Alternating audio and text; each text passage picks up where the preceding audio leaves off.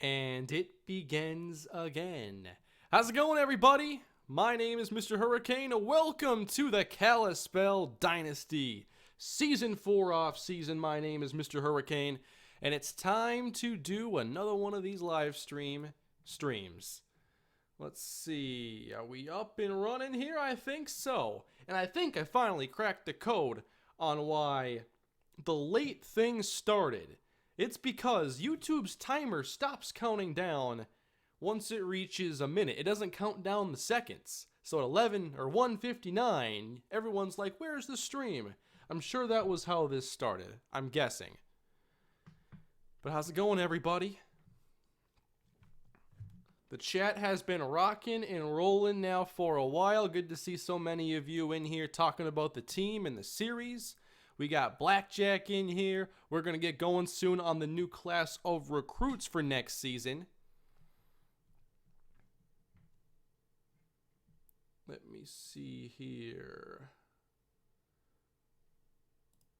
I think we're about ready to go. No, I wasn't even a little late. Not even a little bit. Come on now. 2:01. I've been streaming for over a minute. Yeah. We good.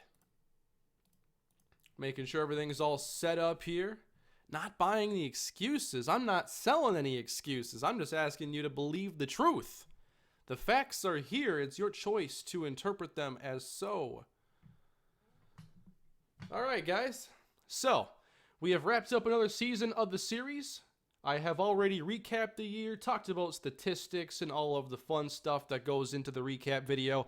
That is already on my channel if you wish to go look at that stuff. We don't spend a lot of time in these live streams recapping the past year. I don't want to live in the past.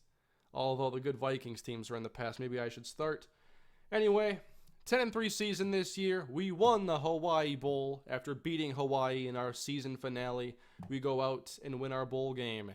So, we are 20-7 over our last 2 years, but we've also graduated the core of our team that made us this good.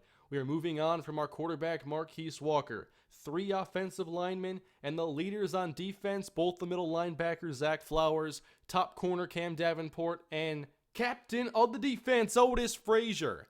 So there is some roster turnover, but that's the fun here, getting to see what players are going to step up and what is going to change. Let me see here. I want to get a little bit of music going. Whoops.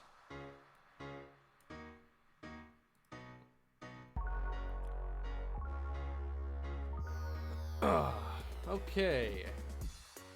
So I don't think there is anything left for me to kind of recap. I believe that we are good to go. We all know how this past season went. I'll just show you the roster right now and kind of who the top players were. Obviously, Calvin Rowe is graduating, Marquise Walker, Otis Frazier, Cam Davenport, Rashad Williams, of course. The most surprising commit of this entire series was Rashad Williams. After he looked like he was primed to be a Buckeye, he decided he'd rather put on the blue and green here in Kalispell, Montana.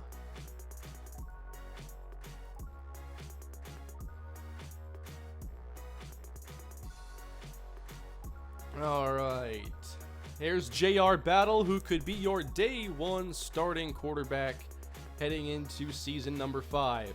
Battle has thrown 40 passes in his career, and actually his accuracy on those passes hasn't been great. He's had some bad misses, but what he offers is high upside.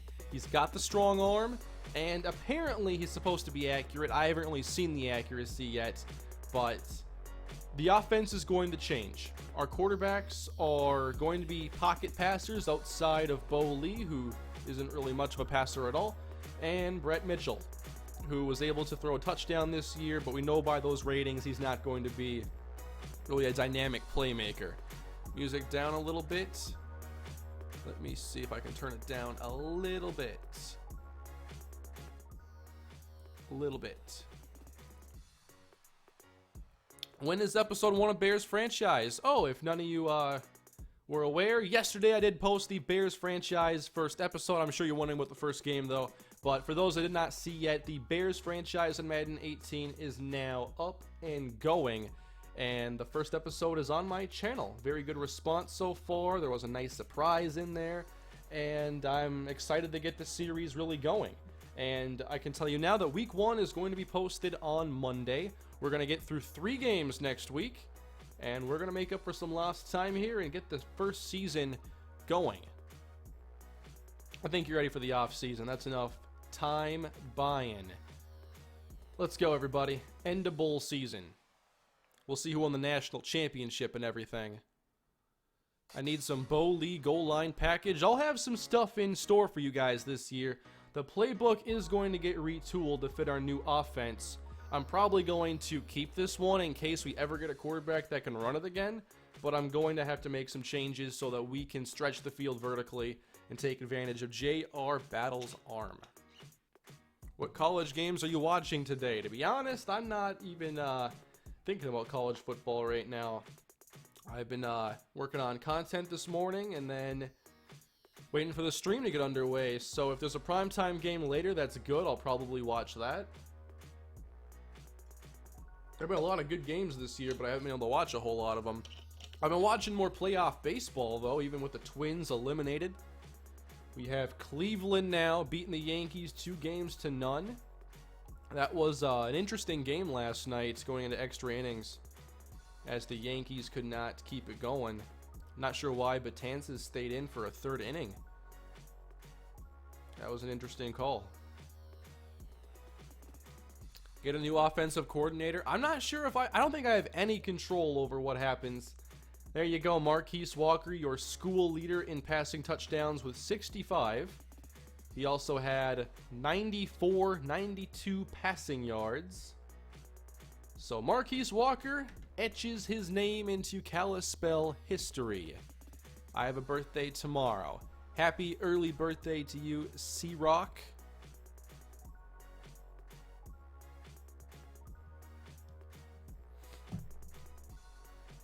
Go Dodgers. Yeah, I watched some of the Dodgers the other night. I think I watched them last night. Who did I watch score a run or hit a home run? I forget. But Arizona's pitching wasn't doing too well. I just want to see some bowl results here. I want to see who the champs are heading into year 5. What's your World Series prediction? Not like I pay a lot of attention to all these teams, but I'd probably... Minnesota wins their bowl game, the Little Caesars Pizza Bowl. I'll come back to that question in a moment. San Diego State loses their bowl game. We have Utah State winning their bowl. New Mexico wins theirs over Tulane, 55-49. We know New Mexico runs a dynamic option game, and they are not fun to play against. Wow, super overtime scoring. That's why that happened. Then we had Wyoming beat Washington in the Las Vegas Bowl. Kalispell wins, of course, against Louisiana Tech. Minnesota victorious.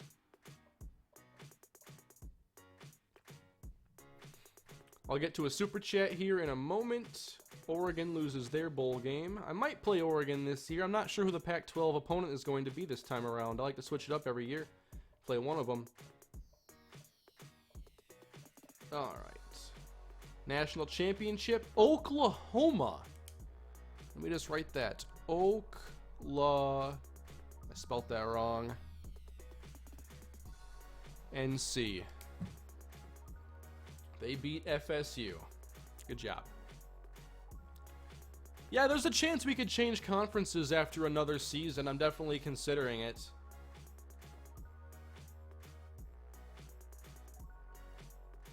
All right, to the end of the year we go. So we have the first super chat of the day, and it's from 27 Super Yankees. And by the way things have been looking, I'm not sure the Yankees are going to win that 28th title this year. In my opinion, with the offensive scheme change, Roscoe needs to be more involved in the passing game this year. Also, your stream makes me feel a little better. Yeah, a lot of disappointed Yankee fans after last night, that's for sure. So, regarding Roscoe getting more involved in the passing game, I do agree that the backs should be used a bit more there for some catch and run opportunities. I like for someone other than Roscoe Sheridan to help out with that, so whether that's Corey Miller or somebody else. I do think the backs should get more involved, and especially when you consider like more vertical routes that could create more opportunities underneath against isolated coverage for those backs to make plays.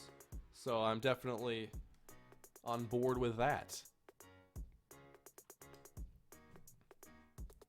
Kane, how do you spell Oklahoma wrong? Well, I wrote O-K-L-A. Wait. No, I wrote O-K-H-A. I don't know. I only wanted the right 4 letters, and I still messed it up. I can't even read it.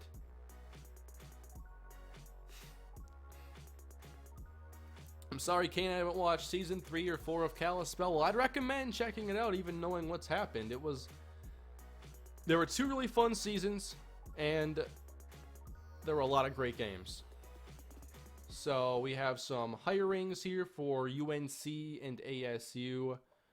My contract, though, is perfect. Leon Daniels here. He retires from managing or owning the Chargers with $250 million, and now he's here probably getting another big contract from Kalispell.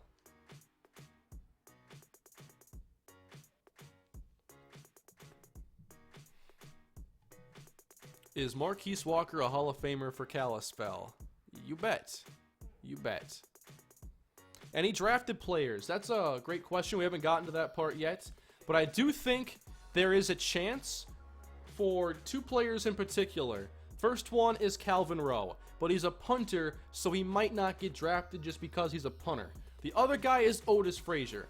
85 overall. I think the measurables are fine. I'm not sure if they care about ratings at all, but he has like 85 speed, 85 zone coverage, good tackling. I think Otis Frazier is a potential day 3 candidate.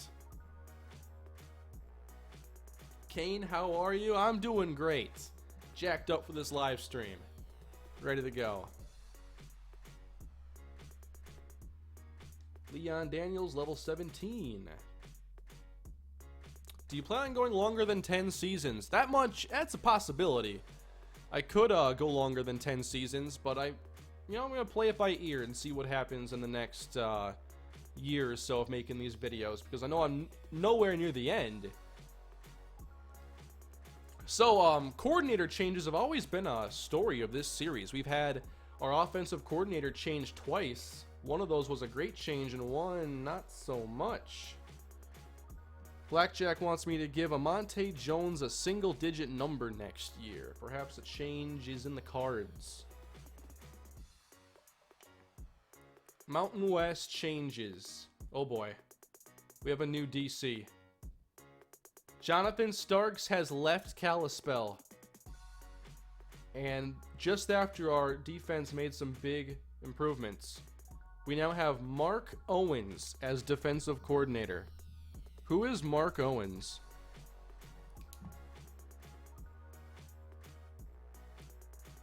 So I'll be looking to see where Jonathan Starks went.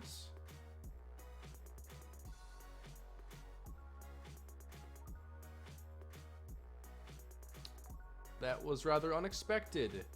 I'll probably have to go to all jobs here and just look for Starks. Can I sort by name here? Can probably find the S's this way. A lot easier. Oh, wait a minute. That's, I think I'm sorting by first name here. So, Mark Owens is who we're looking for here. Mark Owens. Oh, that's the new coach. I need to find his old job.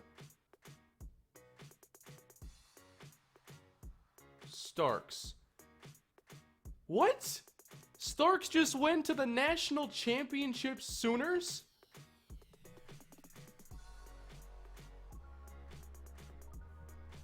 What?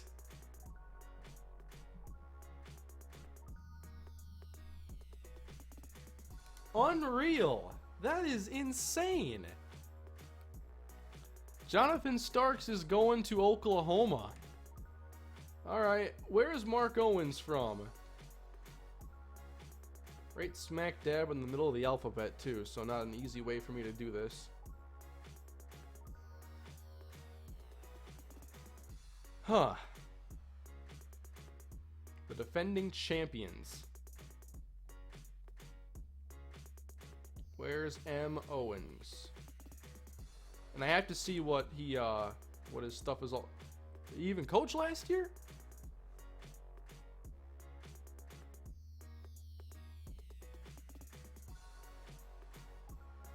I'm not even sure if he was a coach. Did they just make him up? I didn't pass it, did I?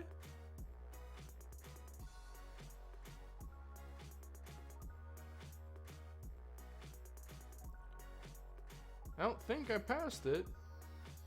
Do I have a brand new coach?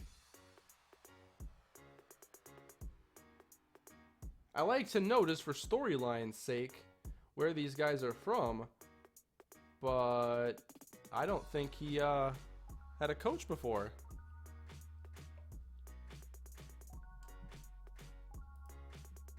It's not funny, Blackjack, that we have a made-up coordinator. Got another super chat here from not Hashiman Hikagaya. Stark's truly salty about not getting drafted. He sure is. He sure is. His baseball career on Super Mega Baseball apparently was not enough. Got a super chat here from Ace of Games UK. Oh, that's it, Kane. You need to play Oklahoma in the national championship this season to get revenge against Starks.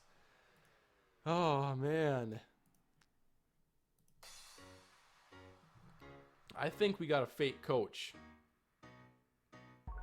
Mark Owens. What can you tell me about Mark Owens? 3-year contract. I need to see his ratings, though.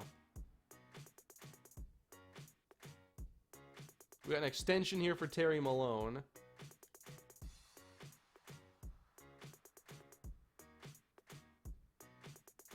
I guess I can't check from this screen. I have to go to the coach tree. From Jeremy WC. Hey, Hurricane from Louisiana riding out for Storm. Man, I can't believe there is yet another hurricane this season. It has been absolutely devastating.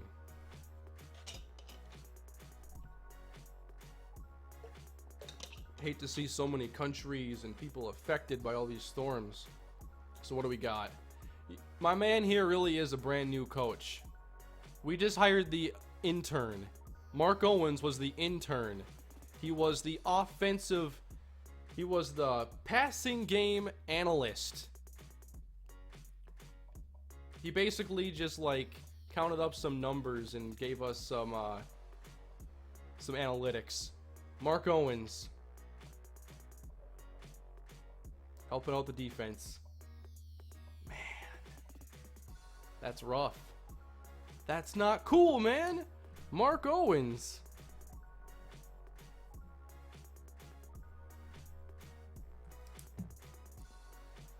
What did I do to deserve that one, guys?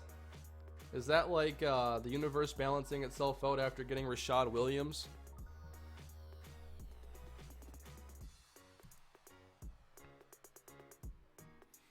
He was the assistant long snappers coach. With those kind of skills, you'd have to assume that that's something in his job description.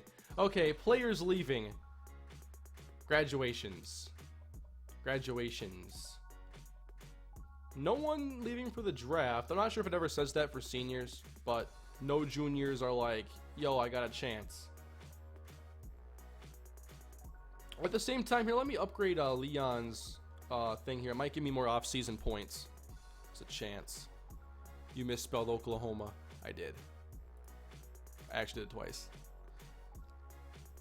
I got a super chat here from Hungry Gamer. Will you be making recruits that are related to past players in your dynasties and Madden franchises? They all end up kind of being unique. Blackjack and I work on those. He does most of the work. I do give some ideas, but I kind of let his creativity do whatever needs to be done. So what can I do here? I guess I can't really work on much for the off season, but I will make it easier to get pipelines just so we can start to have an advantage in various states and areas. Another super chat from Jeremy WC. Hurricanes are easier to track than tornadoes, etc. Yeah, I've always wondered how they track them. Like, it always, like, goes in a direction and then, like, flies up somewhere, and I just don't understand it. But, man. I got animal crackers.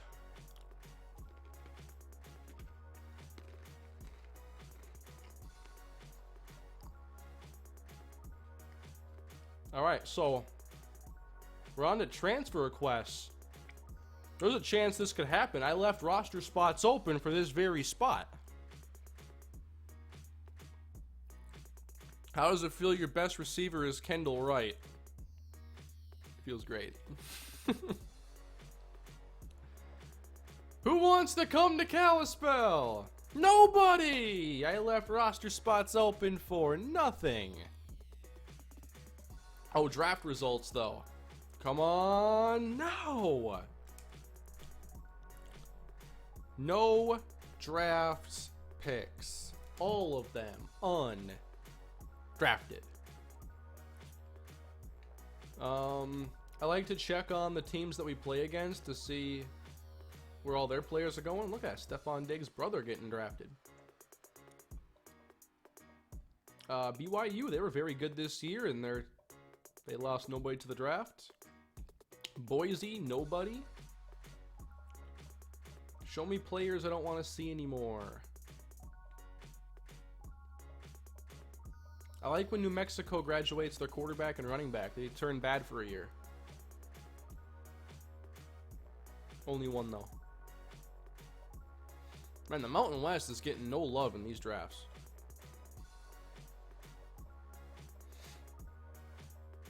Anyone else sick of this song yet? Mike Majette. Okay. Majette is a 6th round pick.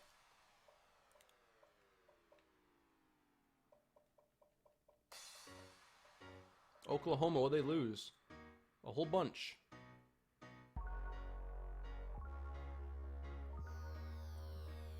The entire Mountain West was undraftable.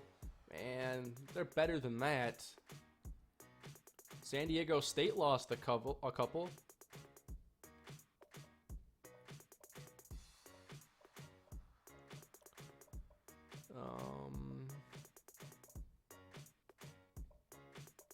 And I'll check on, I guess there's Utah State and then Wyoming. I mean, they were very good this season. They could have lost some players, but they did not. So no one getting drafted out of our conference. Oklahoma's losing a lot of defense. Yeah, and they have a new defensive coordinator too. Next, recruiting. Okay.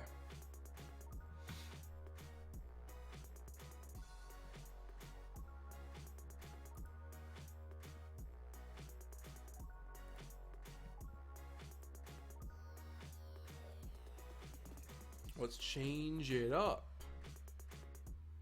Where's that new song I like?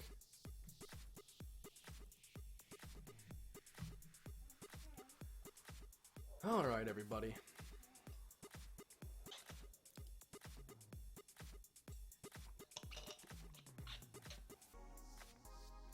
Where did Evan Newton go?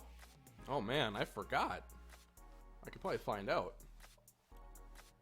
All right, so recruiting, and there are some very key players on our board. Let's check on the number that we're at right now in terms of just top-ranked classes. That is looking like second to last, but there's still a lot of potential picks on the board for us that we're very close to getting. So let's hope we're not in the triple digits.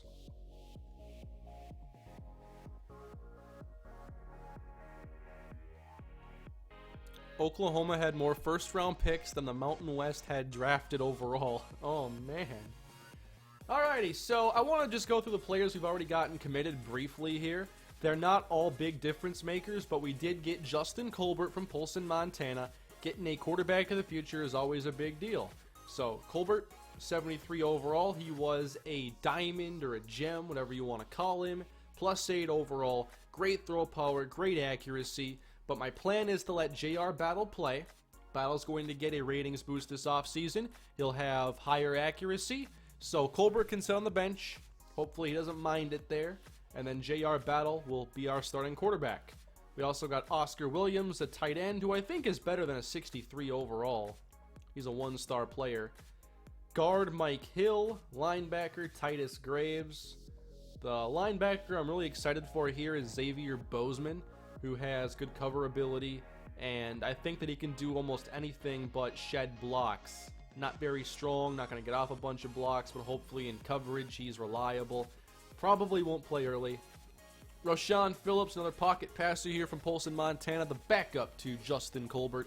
And then Oscar Bryant, a cornerback who I think has good potential down the road. So what do we do today? Well, we're going to start here at the top of the board with James Hampton from Vermont.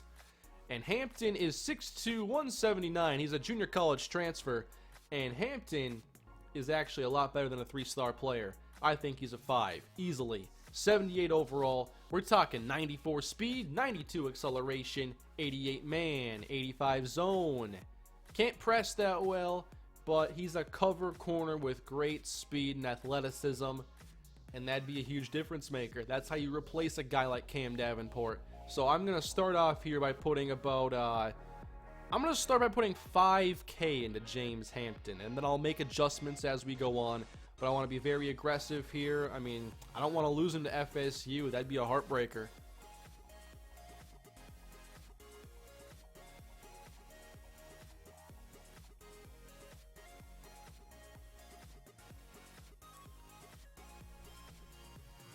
Hampton is a DRC clone. Oh, I like that comparison. Yeah, big, fast, all about the coverage. Can I make face cam smaller? Okay, is face cam a little too big today? Alright, let me edit the scene here. I'm smaller now. Got a super chat here from Liquid Jesus. Don't forget to check Canada, eh? I have checked Canada. I make sure to check every year. It's a long-running tradition. Unfortunately, it was a down year for Canadian football. Jeremy WC, super chat. Iowa State just upset Oklahoma in real life. Interesting, the dynamics at play here today. Okay, then there's Chad Moore here from Montana. Colorado wants him, and I don't want him to go to Colorado. He's the type of player we could definitely use. I'm going to start off here with a baseline 3,000 point allocation.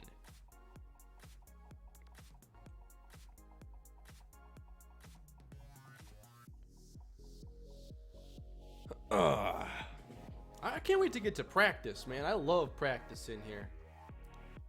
Donald Pollard, come back to him. Kicker Steve Kendrick. I gotta get a kicker here, guys. I gotta get a kicker for the future. So, you know what the deal is here. I gotta go at least, I think, 25 on him right now.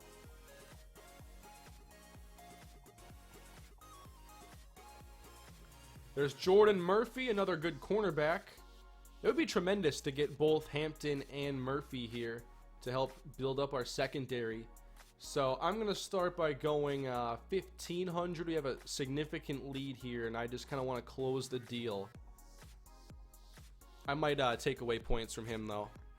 Now, we can talk about Freddie Kimbrough. Don't get too excited about him being a 5-star wide receiver.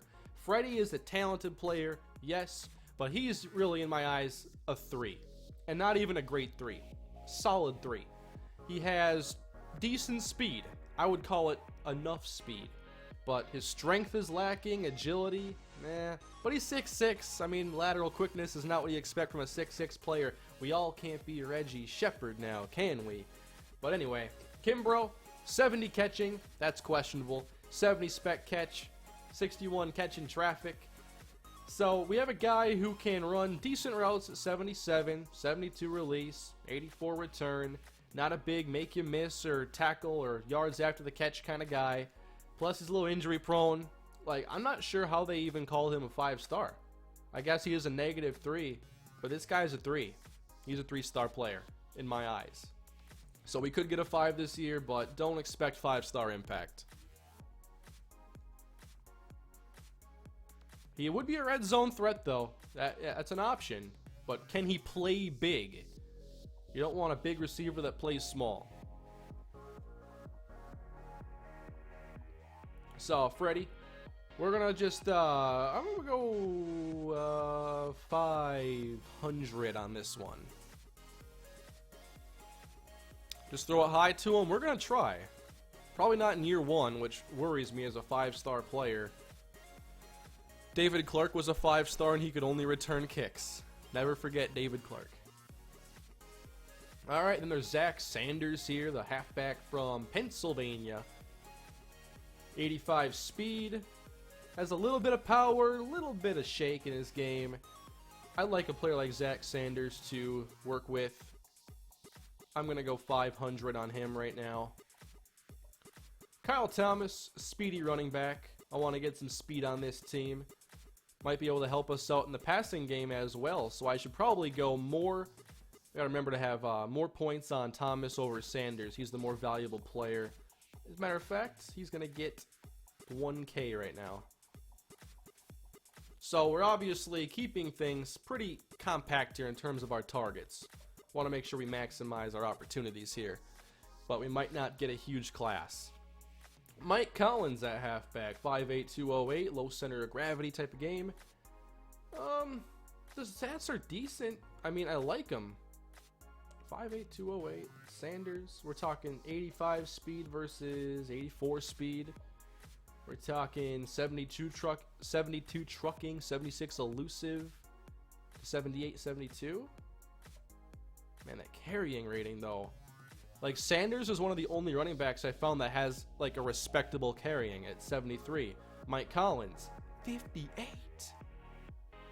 Come on, man. I like Collins, though. Kevin Fox. I dig these ratings here. We have a lot of linebackers in this class, though, so I might want to put points elsewhere. Shannon Harrison. Hands are a bit concerning. Skill set not complete.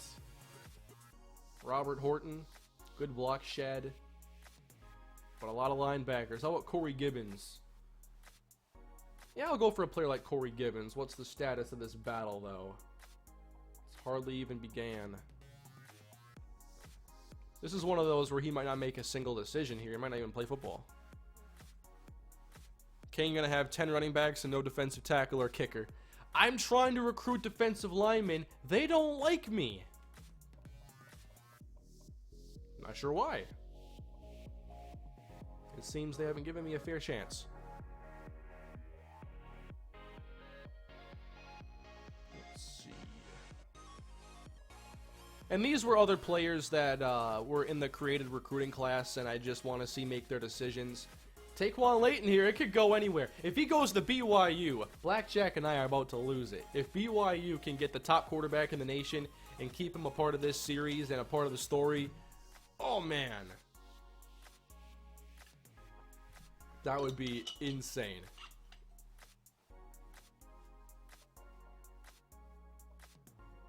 Ryan Edwards here. Never have too many running backs. That's what I always say.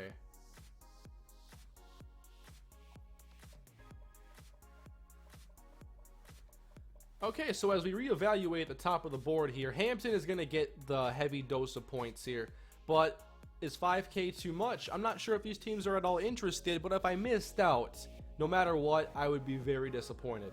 So does Chad Moore have enough to win his battle? 3K gives us a good fighting chance. Steve Kendrick, 2,500. He's a kicker. I might want to count on the fact that Georgia might not be as aggressive as we are for a kicker. 2,250 might get the job done. For Jordan Murphy, I feel like we can drop him down to 1K. Freddie Kimbrough, 500's adequate. Kyle Thomas, I think we're good there. That's a nice lead. Murphy has a nice lead. Thomas has a nice lead. Sanders, 500. I don't think Clemson would be that aggressive for him.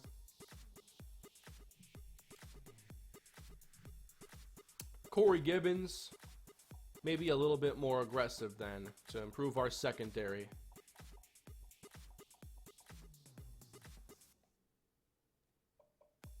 So So as we evaluate again, Hampton 5K, Chad Moore, Steve Kendrick, Jordan Murphy, Freddie Kimbrough, Cal Thomas, Corey Gibbons, Zach Sanders. And then maybe that might be a little too much to even get in the race there. One of those teams is going to want him, you'd think. So I'm not sure if I can really put a lot of points into Kevin Fox.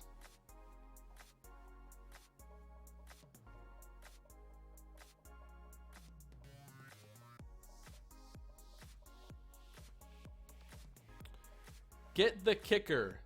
A lot of people want to see me get aggressive for this kicker, and I want to make sure I get him too. So maybe I'll bump it back up to 25 now that I have to put points in. A lot of people want to see me get this kicker. We could do this right here. Go Hampton, Moore, Kendrick, Murphy, Kimbrough, Thomas, Gibbons, Sanders. I kind of like this point allocation here. Now, Donald Pollard was the one I kept going over. I just feel like he's not... like, San Diego State's already in front. We'd have to overcome them. And I need these other players more. I know I got to get O-line depth going more. But there's only so much I can do right now.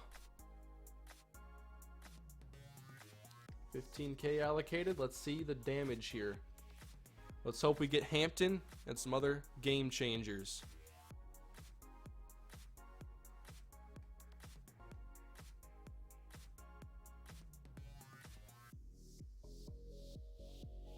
The most stressful part of recruiting is right here. On to signing day we go, everybody.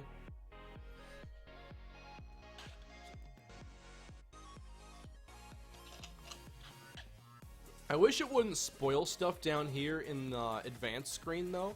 I like to just check the board and kind of see it for the first time there. Yeah, O-lineman is a weakness.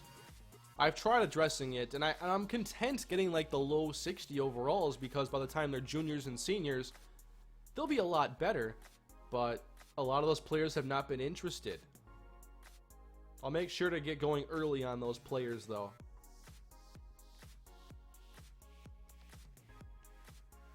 Here we go. We got Hampton. Taquan Layton going to Florida State. We got Moore and Kimbrough. Did not get Jordan Murphy. It still says a recruiting battle, though, for Steve Kendrick. You got to make a choice, Steve.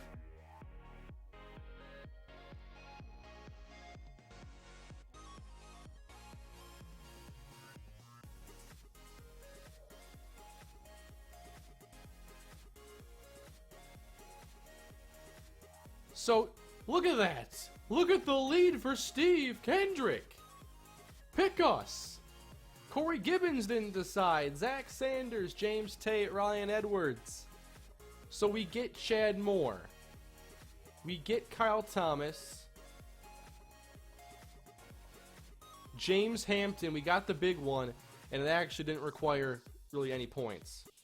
Freddie Kimbrough, easy right there. Whoa, look at that for Kevin Fox. I told you one team would love him.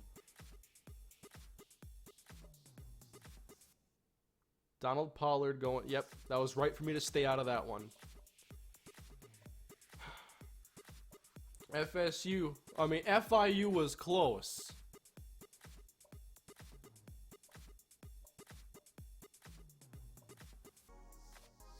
We got Kyle Thomas at running back. We got the speed back. Jordan Murphy. Wow, Georgia got very aggressive for Jordan Murphy. We got Chad Moore, though. Ooh, that was a close battle. I just don't understand the players that don't make decisions here and what it means. I should have gotten Steve Kendrick, though. How does that happen? The number 10 kicker in the nation. We had a 10K lead. I did what I had to do.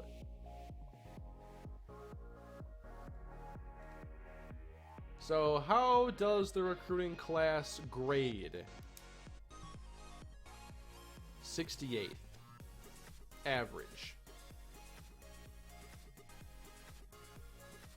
Our first ever 5-star is Freddie Kimbrough. We all know the truth about him, though. Kyle Thomas, James Hampton. I see some safeties on there I never heard of. I see an L-Bell punter.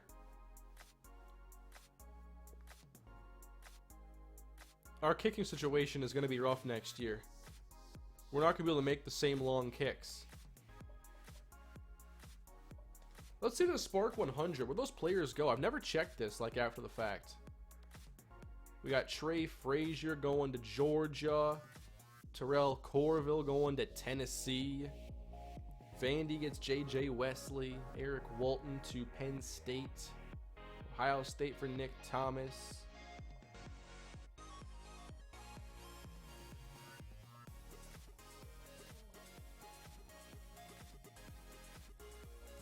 Kimbrough was a number 23 rated prospect. Steve Kendrick is going to play for the Kalispell soccer team. Yeah, let me get FIFA and get going on that for y'all. Shocker, though. Rhyming accidentally. I do that a lot. I like rhyming.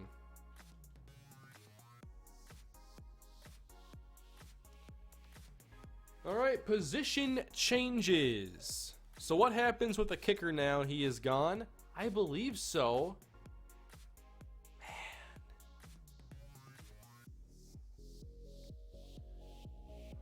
I don't like it. We are 41 minutes or so into this live stream right now, making good time. So let's look at the position changes that are necessary. We have athlete James Hampton. He will be a cornerback. He would be the same overall at safety, but come on, cornerback, more valuable position. And James Hampton, he's not already the highest rated because they haven't had their training yet, but he's going to be up there. And there's a chance he plays very early on. Slater and Smith have starting experience. Tyson, not yet. Let's see. Glenn Hayes. So, he didn't really do a lot for us this year. I'm happy he didn't transfer. Would Glenn Hayes perhaps be better suited at a different position? Because cornerback is now seeing a log jam. Maybe I keep him here. And he can eventually take over for Antone Slater.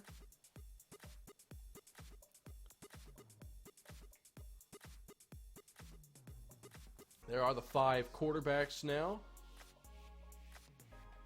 At running back, Kyle Thomas joins the fold as the fastest running back, unless Roscoe Sheridan gets a speed boost this offseason, which is very possible. At receiver, 9 of them. At tight end, just 2 right now, only 2. I have 3 sophomores at left tackle, a sophomore at left guard, a freshman center, a freshman right guard,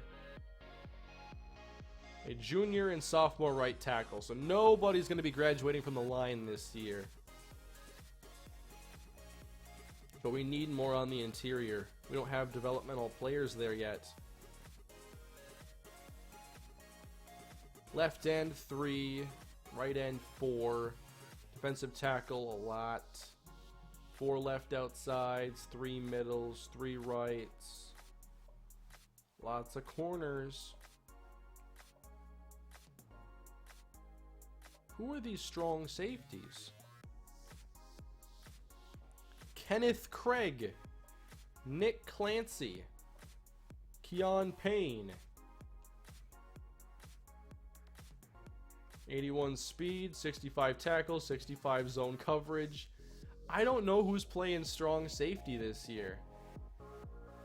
Who can handle it? But I've got to move someone there.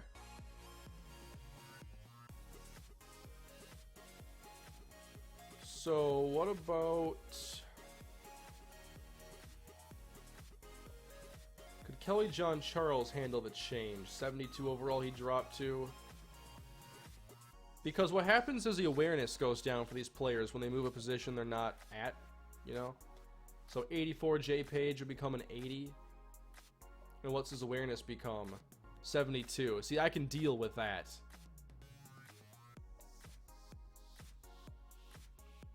I just can't have all these guys being stuck at strong safety. Kicker, Jeff Childs. Please say that you had a great offseason. The kick power is so bad. And then Lorenzo, he's good. Yes, he's got 85 kick power at least. We're saved by Lorenzo Bell, who is going to be your kicker this year. His accuracy is terrible, but this is great. I thought he had like 50. This is awesome. Lorenzo Bell has saved the day, everybody. Jeff Childs, go to punter.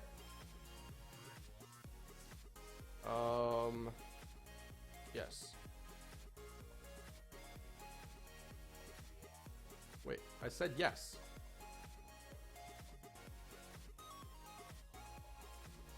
Lorenzo Bell doesn't suck. Saved by the bell. There you go. I love crazy stuff happening in these series. I might move a cornerback to strong safety that was recommended just so I don't have to worry about keeping a lot of players that won't develop well. So, who would fit? What about Michael Hunter?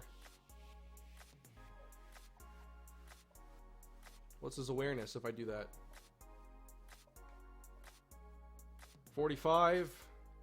At least he's better than them. We'll have to deal with it.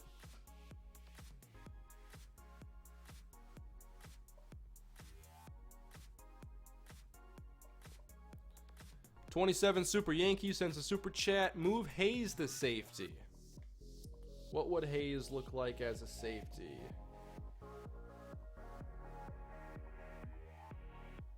He's fine at free. At strong, 51 awareness. He's got hard hitter as his type. 47 hit power though, I have to disagree. 63 tackling. 51 awareness. It'll move Michael back to cornerback. At least like when he develops, he'll still have the same kind of skills developing.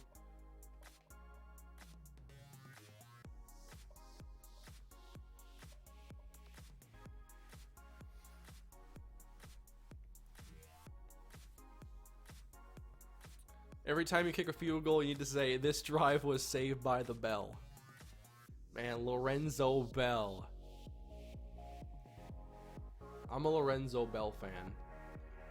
He's from South Dakota. Anyone want to tell me where Steve Kendrick is?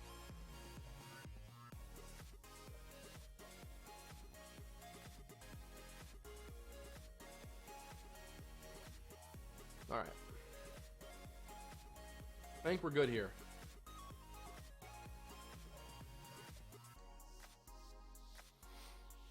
Let Page stay at free safety. If he stays there, he could be a 90 and get drafted. Well, I mean, I need to keep 2 players at strong safety so I can cut walk-ons. I'm not really worried about him getting drafted. As a matter of fact, I still think the chances would be pretty low. But, as a strong safety, if you think just who's going to fit their role, I think it could be Page. 60 hit power, what's tackling at? 65. So it's either going to be him or John Charles, who has 72 hit power, 67 tackle. Maybe Kelly could play strong safety. I like keeping speed around the box. I just wasn't sure if he'd be physical enough. Because my whole thing with John Charles is that he's got the range to be a center fielder, but does he have all of the cover skills to go with it. He would have 80 awareness at strong safety, which is only is significant drop off, but maybe it'd work. We can experiment with it. He doesn't only have to play there, it's just where he's going to be listed. I did not draft or recruit a 76 speed safety. He is a walk-on.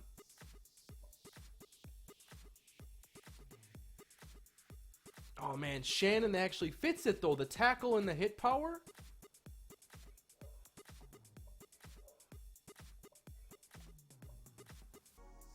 .57 awareness though. I think I just have to list Shannon at maybe just list Shannon at 3, but let them compete for strong safety. I think that makes sense. Lorenzo Bell though. JUCO transfer out of nowhere to save the day. James Hampton already a junior. I've got to make a decision then on James if he's already a junior. Do I redshirt him now or play him now?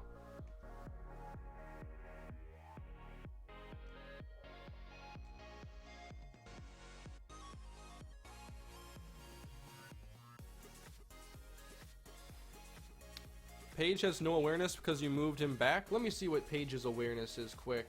I have shuffled things a little bit. Did I ruin his awareness?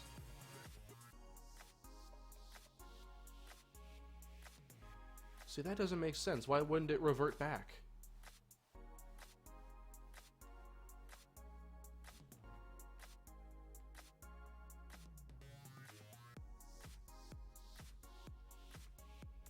I mean, I always could, like, edit his stat to be what it was before. I could figure out what it was quite easily going back on the... watching the tape. So, if it stays, like, in the 50s there, I'll probably change it to what it was.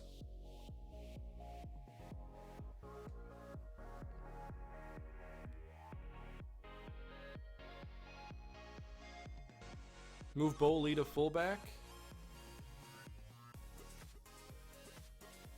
I don't know if Bo fits.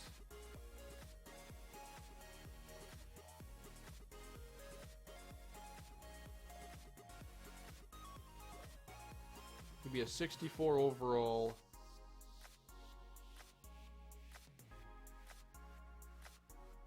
A little bit of trucking there, a little bit of break tackle.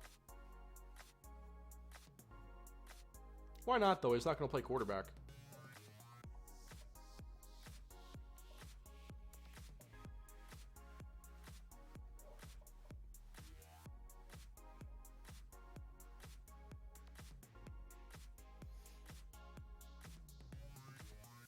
He was an 84 before I moved him. Okay, I think I'll just edit him back. Just the awareness.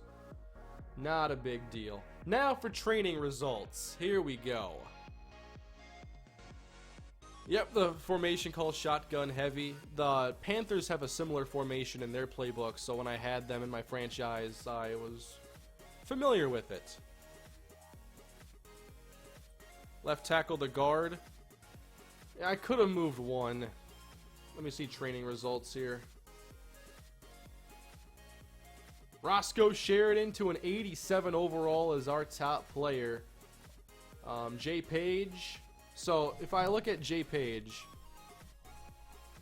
we have a 64 awareness now, and it was a +6. So I'll just add 6 to whatever it was before.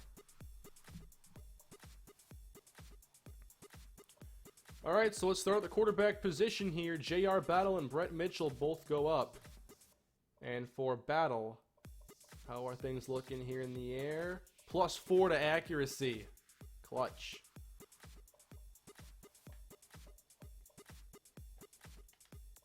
Then at halfback, Roscoe getting a little faster, a little stronger this year. Break tackles up, trucking. Terrence McKinley can catch the football too. He'll be on the game day rosters. Fullback, Bo Lee. We're getting some of those traits up at least. 64 catching. He might catch something. Wide receiver, Sonny Archer, Ja'Cory Day. Look at Day now, 96 speed, 92 agility, 99 acceleration. And how about one of the players that I'm sure many have forgotten about, Lamar Williams. I redshirted him last year because he wasn't a great scheme fit and he had to work on his catching. Well, now it's up to a 78, 86 route running, 93 speed. He could be the game changer. 6'5", 207. I cannot wait to see Lamar Williams in today's practice.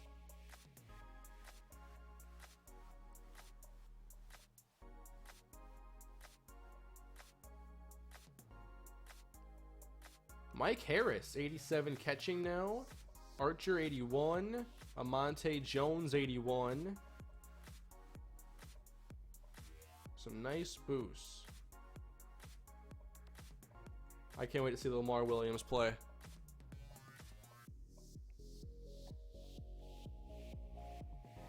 Donnie Castillo is back as the top tight end. He did not drop a pass last year, if I remember correctly. Maybe it was 1?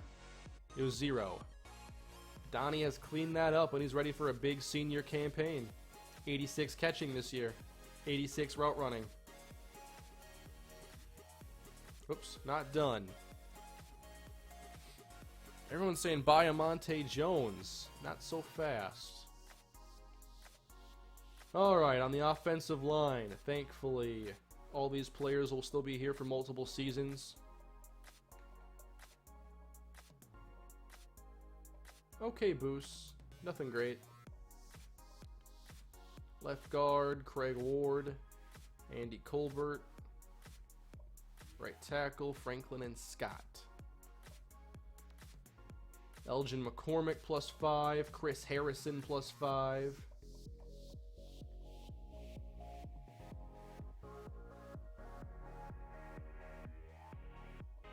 Nice block shed there for McCormick.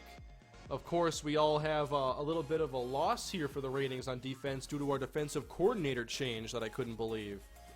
Many don't want to see me redshirt Amonte Jones. We'll cross that bridge soon. Jared Merritt to an 85 overall, and his ratings are looking pretty good. Let's just check him out right here. Yeah, look at the finesse, power, block shed, trifecta. Like, Merritt should be a game changer now at 85 overall.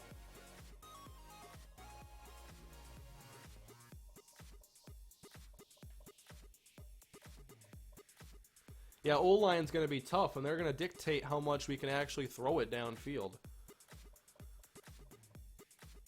Along the defensive line, a lot of inexperience here. You see all the low awareness ratings.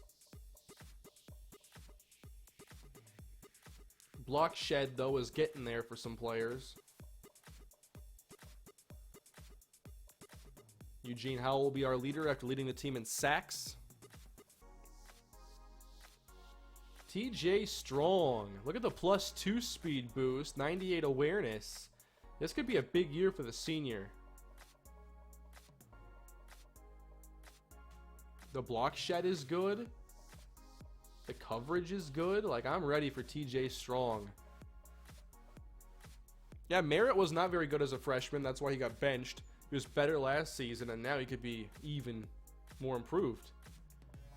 At linebacker, Malcolm Neal will likely take over for Zach Flowers as the 3rd starting middle linebacker in team history. Malcolm Neal's from the same city that Marcus Calhoun's from. Westminster, California. Quentin Dunn on the other side with Ridgeway and Owens. In the secondary, look at the boost for Chris Smith. And Malcolm Tyson.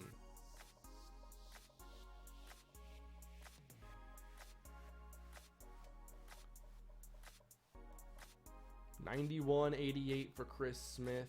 93 zone for Slater. TJ Strong moved to the mic. Free safety.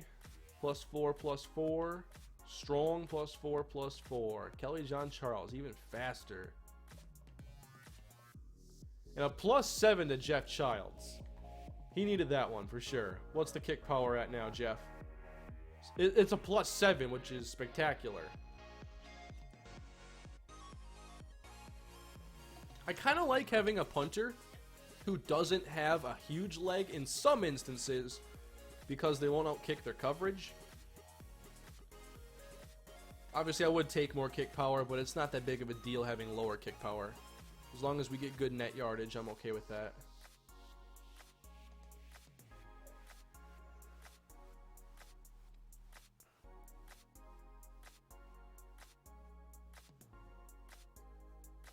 We are 1 hour into the live stream, and we've already covered a lot of ground, I feel. Are we sure it's only been... How much time? I've been recording for an hour. My stopwatch says an hour, but the YouTube stream says 43 minutes. That is odd. Hopefully it didn't miss anything here. Did it screw up?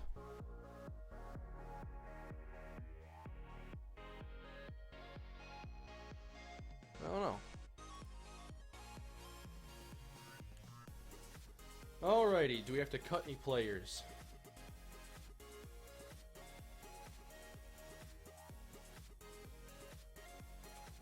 We have to cut 2 players is all, which won't be very difficult at all, but I might want to keep a roster opening for any potential transfers.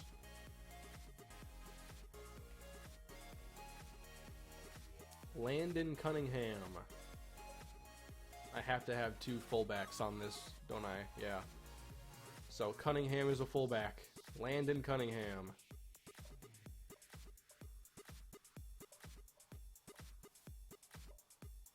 At least throw me a walk-on tight end or something.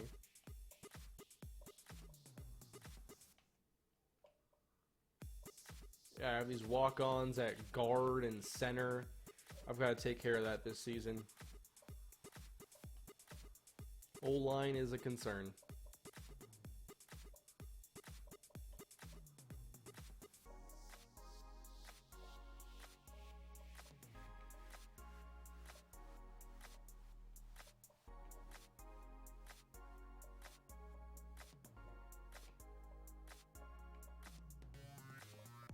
Alright, so we're going to cut these strong safeties that I had no interest in.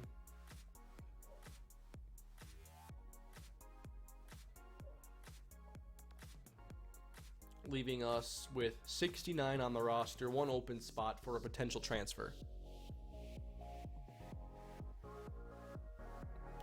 Well, I have changed the scheme, but I have to change it back. Maybe I can change it right now, and I can keep coach philosophy. What do I have to change it to?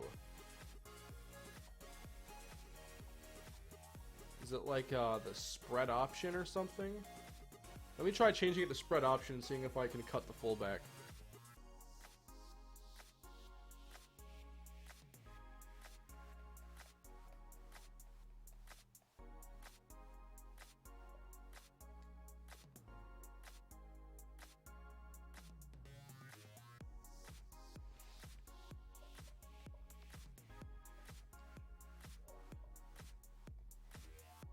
Problem solved.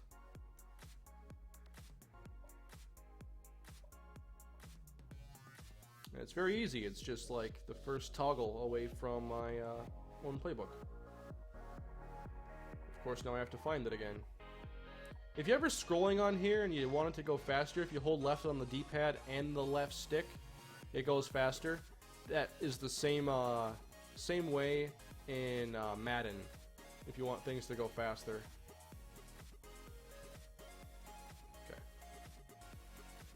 Went the wrong way.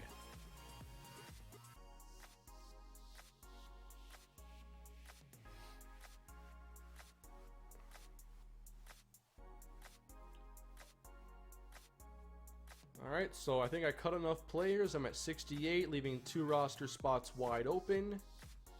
There we go.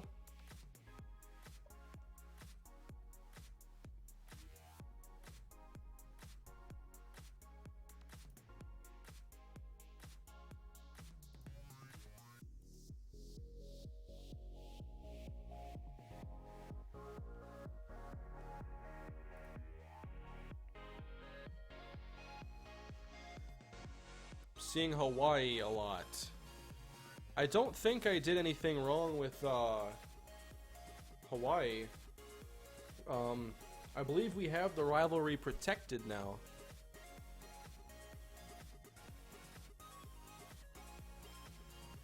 I'll check though. But I remember doing it last offseason, if I'm not mistaken. I saw the Minnesota playbook, oh, the memories. I'm proud of that playbook. I spent a lot of time iterating on that playbook, and I refined it every year for like, 7, 8 seasons. And I like the scheme a ton.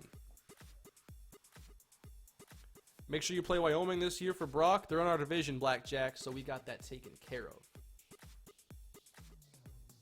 Remember in the Minnesota Dynasty when I took away all the locked-in bowls, like the Pac-12 and the Big Ten and the Rose Bowl? Never understood the point of those traditions, but I kept them this time around. College football likes its history. Yeah, we're protected, so we're good there.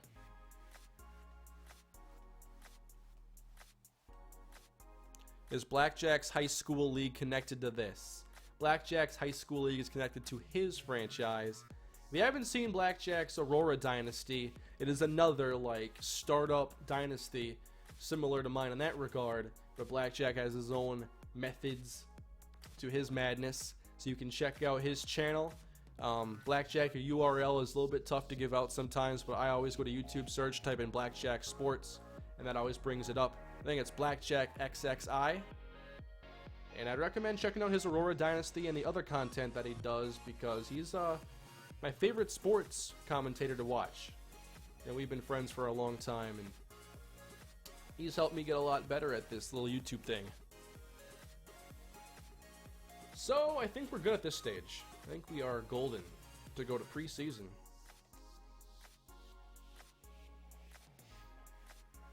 Is Bradford coming back or what? I don't know. If you told me Teddy plays before Bradford does again, I'd just be like, yeah, probably. I don't know what to believe anymore. All I know is it's going to be something bad with Minnesota sports.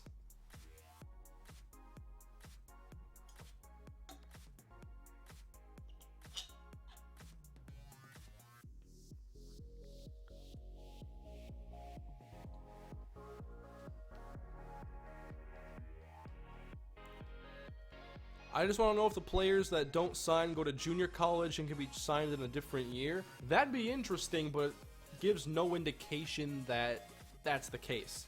I will look for Steve Kendrick right now.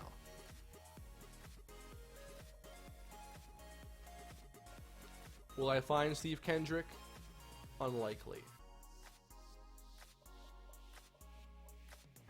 Buckle up, here we go for a scrolling ride.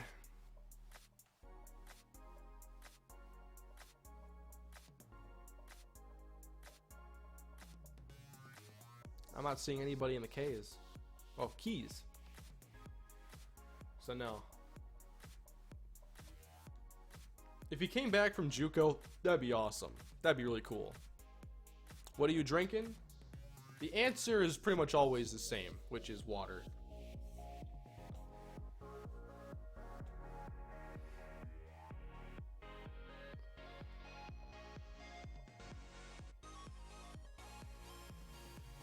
So regarding, well, we can start off here with the custom schedule. Why do you still play this game? Because I love playing this game and making videos on it. So we've got to find some teams to play this year, but a lot of our schedule is locked in here. We'll take away the South Carolina game. Can I go open? No? We'll leave it for then. We're going to have Hawaii in the season finale, Utah State, Wyoming. A lot of this repeats. Like, our conference schedule doesn't change a ton. We get New Mexico and Air Force back-to-back. As it stands right now, we're no longer ranked.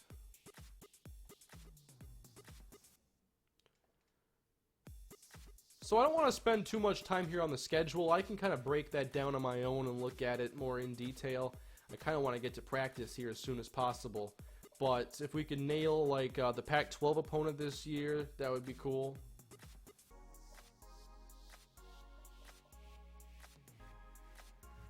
I prefer to go to like the list of rosters and kind of just see, you know, what's the matchup?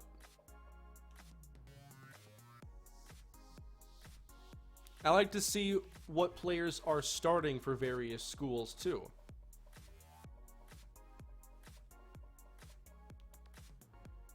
So for UCLA, we see Jesse Heikkinen, who was redshirted last year, stuck around, but he is still third string behind Diamond Lee and Devin Modster. So I'll tell you right now, next season, if Jesse Heikkinen is still a Bruin, we're playing UCLA in year 6.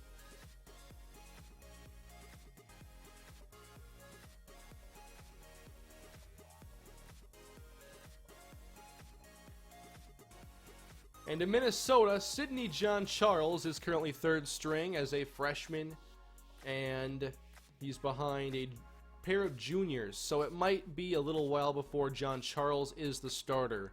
So we'll have to revisit Sidney here in due time. A lot of people want to see me play Washington State. You want to see me play it against a team that's going to throw it 90 times and give me a 2-hour long game. All right. Justice Rogers.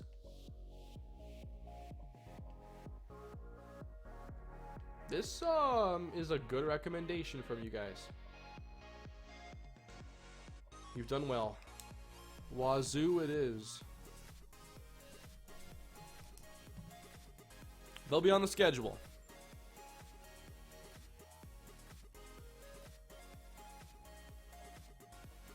I gotta see Brock Oxendine if he's gonna be starting this year for Wyoming. Blackjack, do you see that? Brock Oxendine, top defensive tackle for Wyoming. It's gonna be some time before we revisit this, but it's coming. That Washington State matchup is really good. I can't wait for that. Now, can someone refresh my memory on where Reno Springs went? I can't remember all of the results. I'm going to check on ones I do remember, like Florida State landing Taquan Layton, who will not be playing for quite some time. They have a redshirt freshman here, John Beverly. That is bad news here for Taquan Layton. He might have to transfer out. Ooh, he's not going to play this year, and then you have Beverly. Like, Layton might get 1 year, maybe 2. I won't forget J Page overall, but it's or awareness, but it's probably going to be after this is over. Or I think someone said it's 96 if I add in the +6, so maybe I'll just edit that and I'll verify. I want to see what Miami's doing. Arkansas. Springs went to Wazoo. Oh.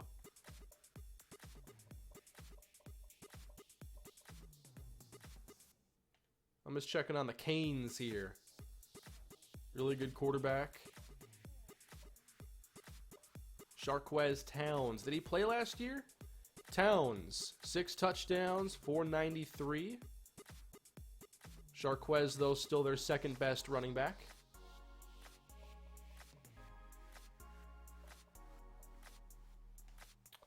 Yeah, I remember we were in a lot of recruiting battles for Washington State.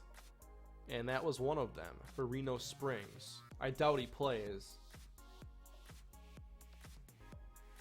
He's third, so there's a chance, but it's a very outside chance.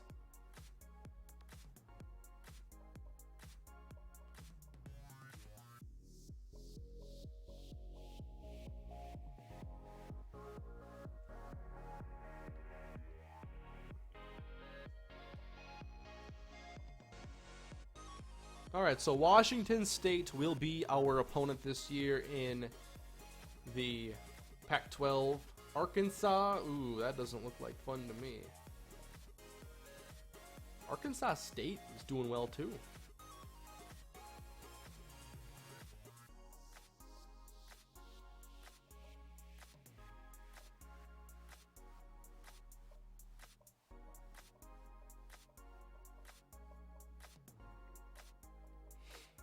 I'm going to come back to this stuff later and find some opponents. I want to move on to something else. Jay Ewing at Rutgers. Man, I can't believe Jay didn't come here. But that's okay. We got James Hampton now for a couple of years.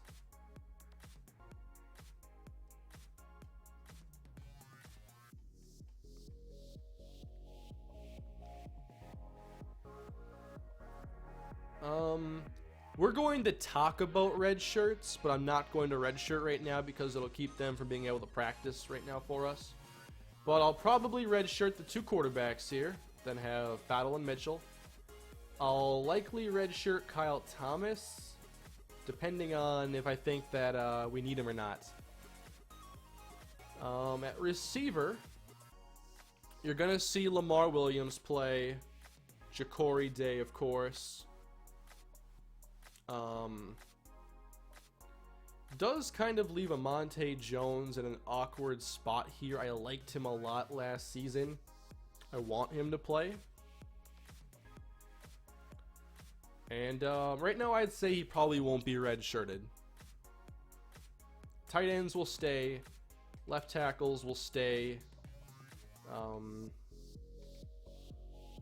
Offensive line is just going to be there. Chad Moore probably gets red-shirted here because we just have other players in front of him now. The new linebackers will probably all be red-shirted. I could play Bozeman, but we already have coverage backers, so I don't think he has to be rushed into anything. At corner, definitely Bryant. But who starts? Who starts? You know, I got to figure that out. Right now, I'm leaning toward Hampton, Smith, Slater.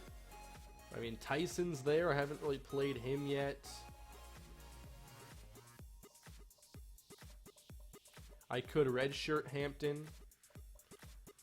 But I like getting a look at these players in practice first, at least.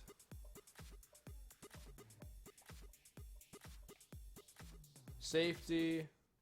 I don't think anybody's going to get redshirted. Maybe Glenn Hayes. Maybe, just because I haven't found him a really good role yet.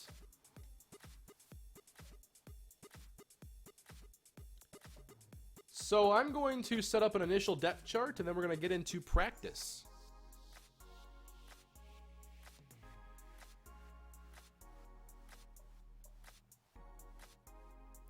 We are going to see some of Justin Colbert and these other players that we're intrigued by. Just kind of setting a rough depth chart at the moment.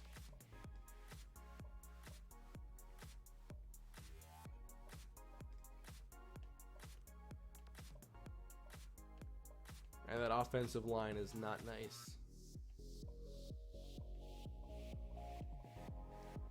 TJ, Malcolm, Quentin.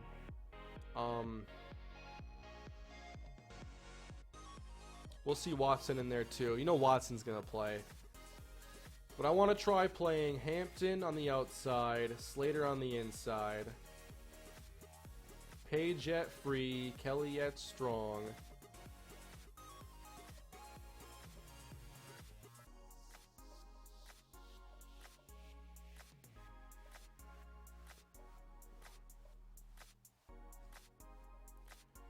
Maybe a little bit of editing. A lot of the players have been edited. Well, the ones that were in the custom class have all had their accessories changed.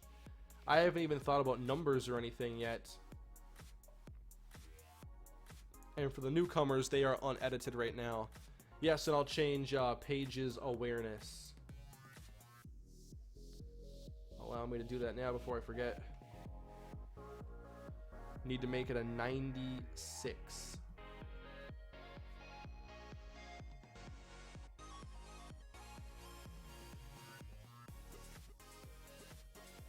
Is he the highest rated player now? He is at 89 overall.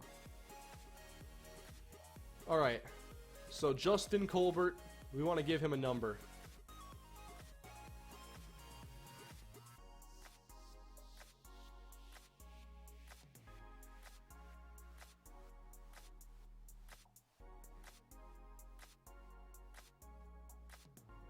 I think I'll give Colbert 5. He is a right-handed thrower. I gotta change up his helmet. Oh, that's gonna drive you guys crazy. Thanks for the super chat, Mr. Noah Cal. Much appreciated.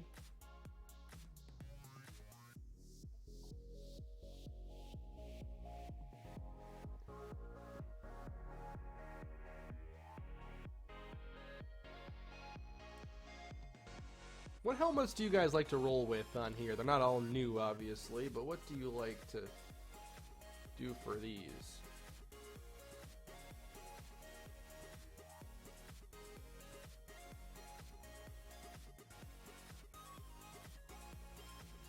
Phillips is not going to be taking Walker's 2 right now. He might get the double digit, or maybe a 9. 9's a good receiver number, though.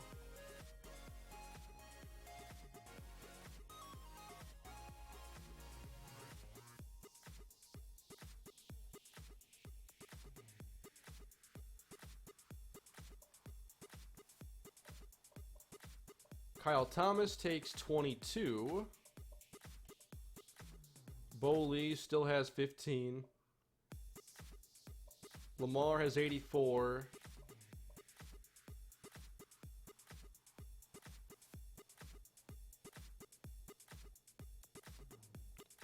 Air XP or Revo Speed. I go with Revo Speed a lot, but a lot of people say that gets boring. So Blackjack requested that Amonte Jones get his jersey number to a single digit.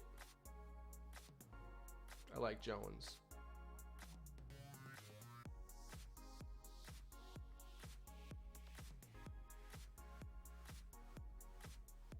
Which one do we like more, 7 or 9?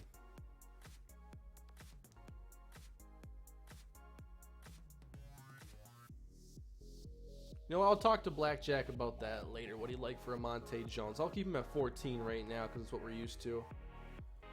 I think the 14 looks good. How about Freddie Kimbrough?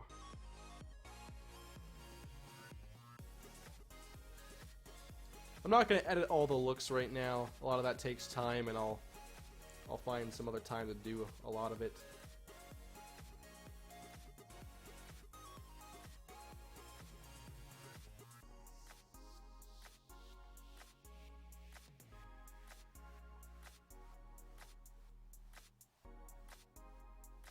Our 81's okay for Freddie.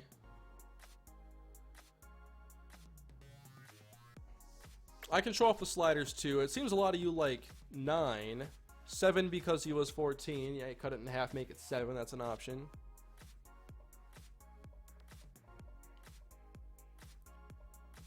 I want to make sure James Hampton is edited. Otis Frazier's 41. I'm going to pass on that one.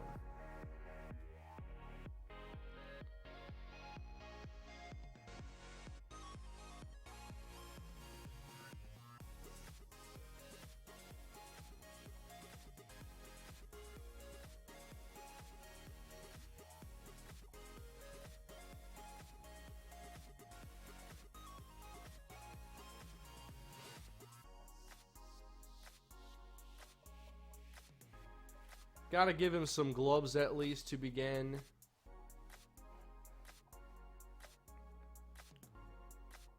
Let's see how these Adidas gloves look.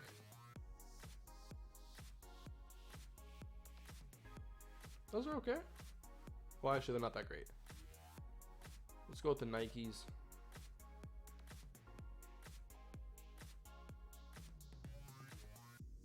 Got a lot more options in the newer Maddens, that's for sure.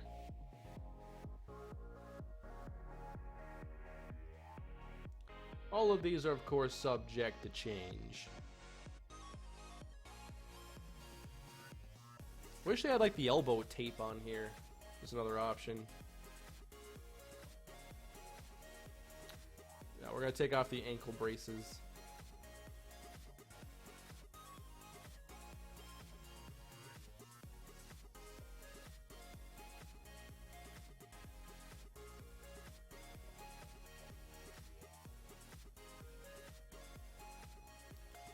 These menus move so slowly. That's why I don't like doing it now.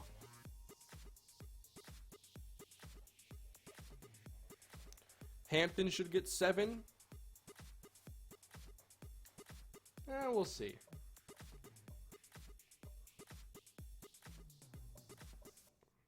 How about the kicker? Lorenzo Bell, wearing 4. Yes, I gotta make sure no one's wearing 56, too. Marcus Calhoun. Lorenzo Bell. We're gonna test out his leg today, too. Give Hampton number 41. He's a DRC Nate Bell prototype.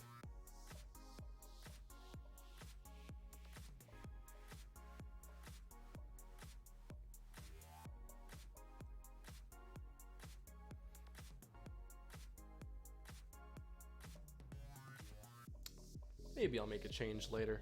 I don't know. There's always like so many people want so many different things for these players. It's hard to like come to a conclusion a lot of times during the live streams. I could even change, yeah, an obscure number for Bell would be interesting too.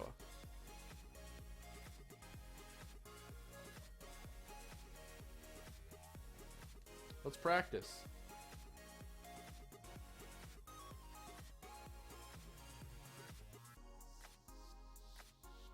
I always look forward to doing this during the streams.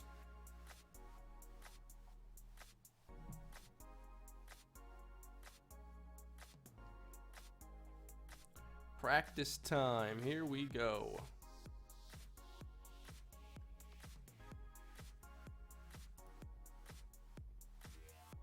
Yes, that cornerback is from Vermont. You saw that correctly.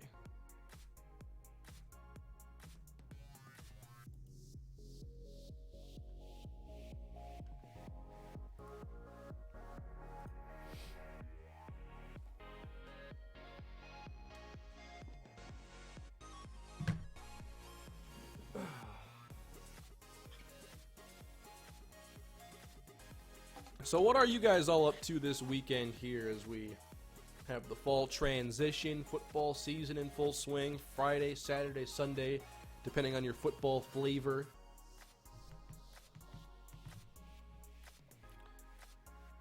Me, it's just been getting back into NFL, of course. Want to spend some more time doing, like watching college and whatnot, but I never find the time on Saturdays.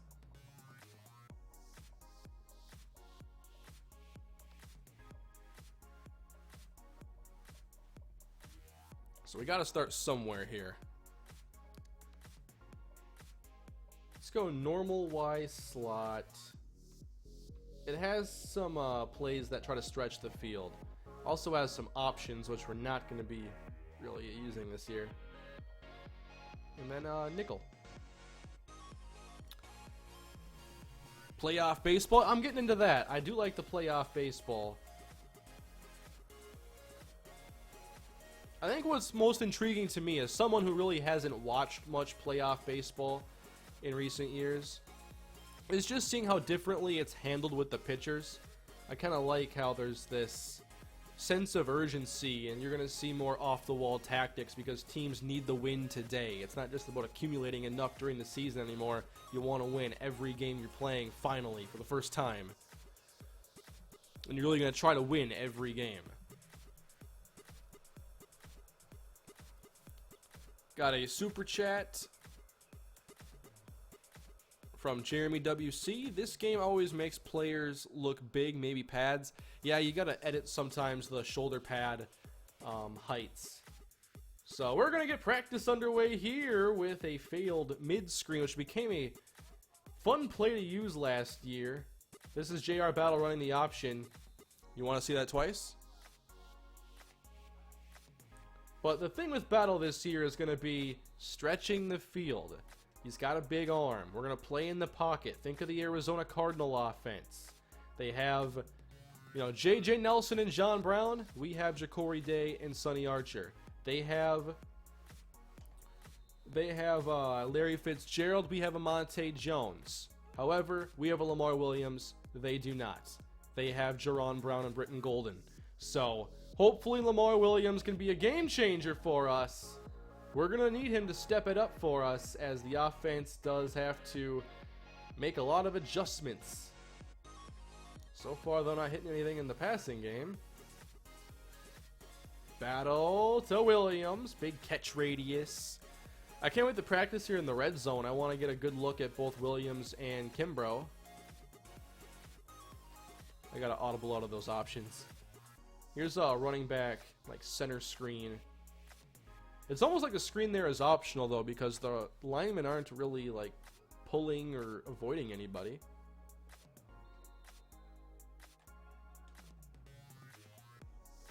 As far as Battle getting outside the pocket, it's not really going to be a great thing. You just saw his accuracy there on the move.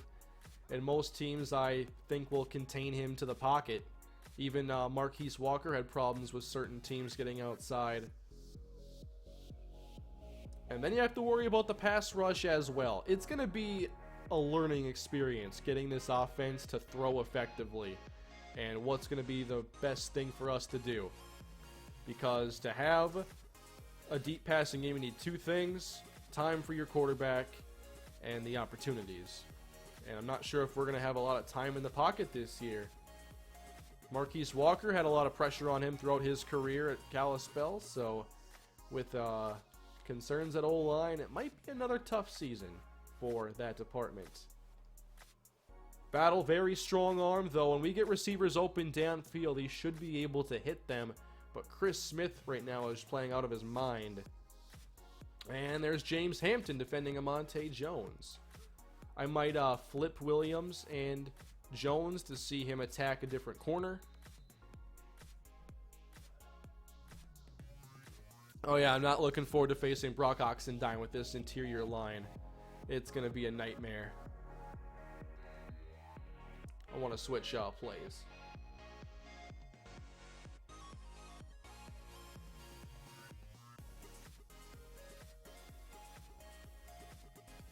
This has some vertical options for us. Under center now, Roscoe Sheridan will likely lead the offense again. We're not going to forget about the ground game. I expect us to average more yards per game and more rushes per game. Well, getting the average up might be a little bit difficult depending on how well the blocking holds up, but I think that Sheridan is better and we're going to run the football more than in the past. Yeah, that blitz, nasty. Settle down on the blitzes, okay? I'm just trying to practice. I know there are more plays than the overstrike blitz in the nickel, but they keep calling it.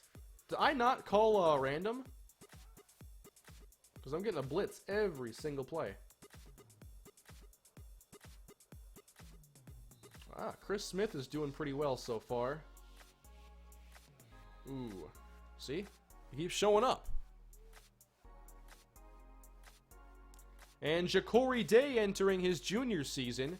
The thing with Day has just been the consistency in the passing game, and he's dealt with a lot of drop issues over his 2 years so far. But this season, he should have the chance to actually hit defenses downfield with that 96 speed and 99 acceleration are going to be such a big factor. Battle somehow stays on his feet.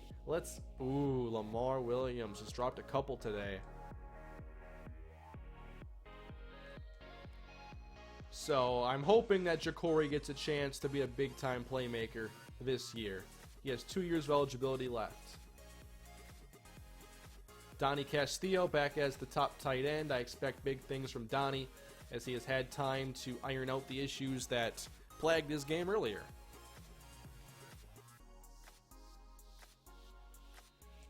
Man. There we go, Roscoe. We know what Roscoe Sheridan's game is all about. We don't need a great look at him in this practice. I'd rather check out Kyle Thomas and how much better the other backs are. We saw Corey Miller do some good things last season, so we'll mix in the whole roster, or the players we're most interested in seeing, of course. I want to try hitting a one-on-one deep ball to Lamar. Give me a pocket I can climb into for once.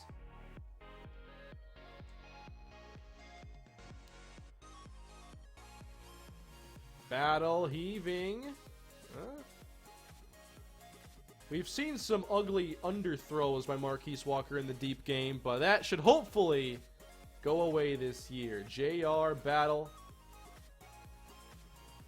With that big arm, we got a chance to have our biggest passing plays we've had.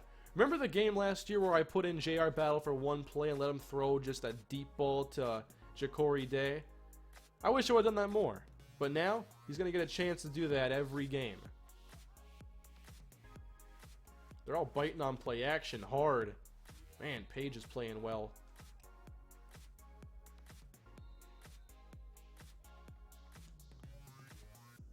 Play action again. I love to get the play action game a part of it if we're going to get teams to bite. But man, getting the time in the pocket is really iffy. Battle heaving again. Hampton, perfect coverage.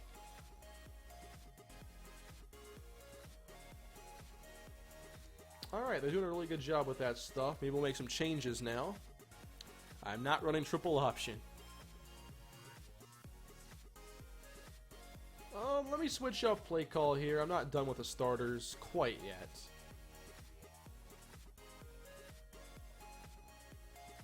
Normal flex.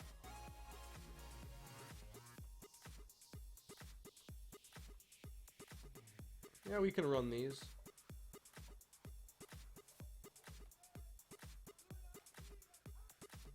Please blitz less.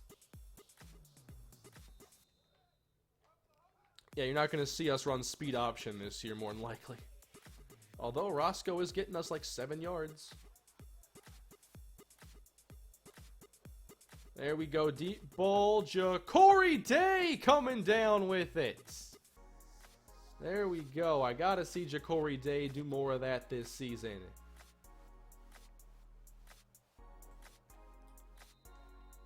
But what is our O-line going to limit us to this year? I wish you would have ran a different option route.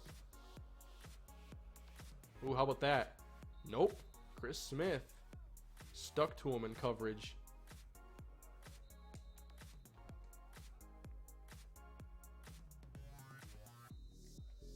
I do wonder how the pass game is going to do this year. It's just so many changes. Yeah, I'm going to have to get... Well, the area I want to develop most on this playbook is under center. Like, we don't have a good 3-wide under center formation in the playbook right now, and that's going to change before the season begins. So, these aren't all the plays we'll be running this year. But under center, we have to add a lot more. If we run any option this year, it's going to have to be with a different quarterback, like Brett Mitchell.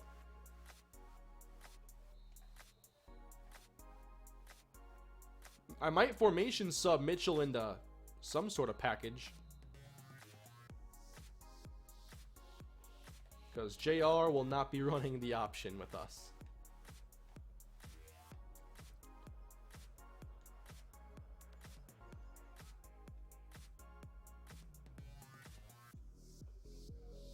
There's Kelly John Charles in good position. Defense is playing quite well.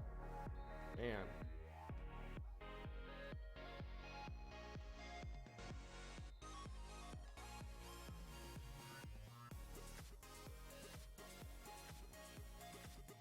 Man, they're not giving us anything downfield to Williams.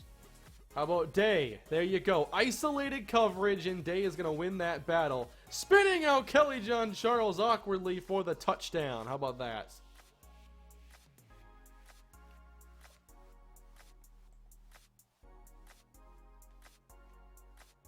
JR battle. Bringing in a new era in Kalispell football.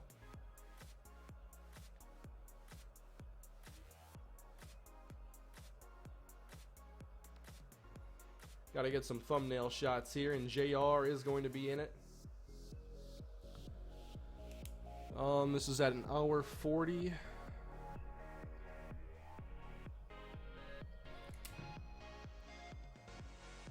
Give me a background shot here.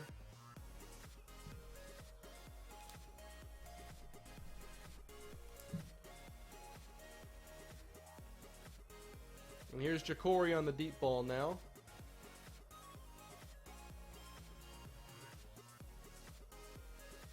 And you just see the separation over time. Slater can't contain.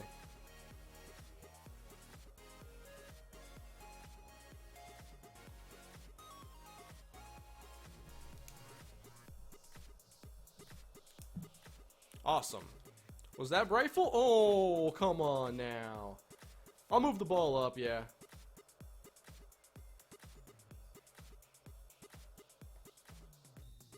We'll go to the 35-yard line.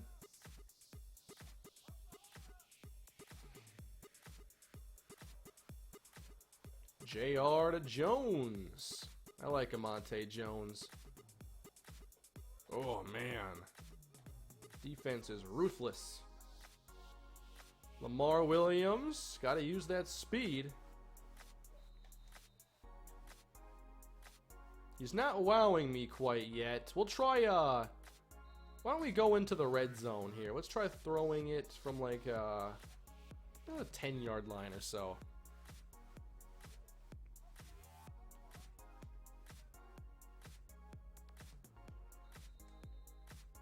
Not the plays I necessarily want to use here in the red zone. Ooh, Jacory, we gotta cancel out those drops this year, please. Battle. Once he's off his spot, you're not gonna have much luck making the play. There you go.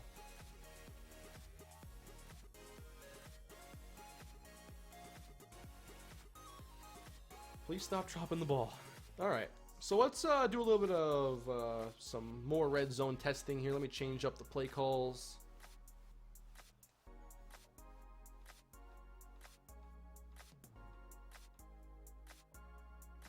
We'll actually see some base defense now. I'm not calling that. We can go play action down here.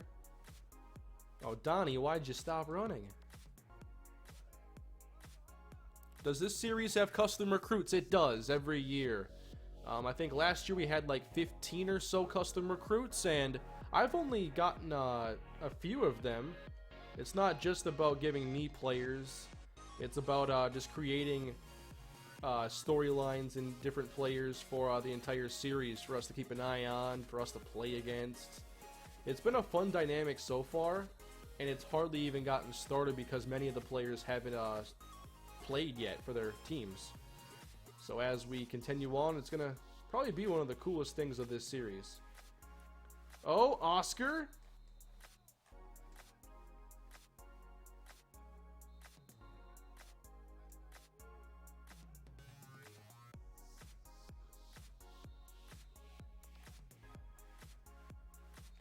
No one wants to see that JR battle speed option though, I know that. Sheridan. Oh, almost got there. Look at that. I even reset his feet and he couldn't throw it accurately. Like, he needs comfort. Jared Merritt almost picked that off.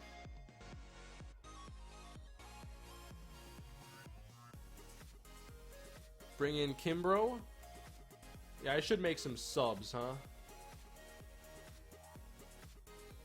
Monte Jones is there making plays. We do need to see what Freddie can do.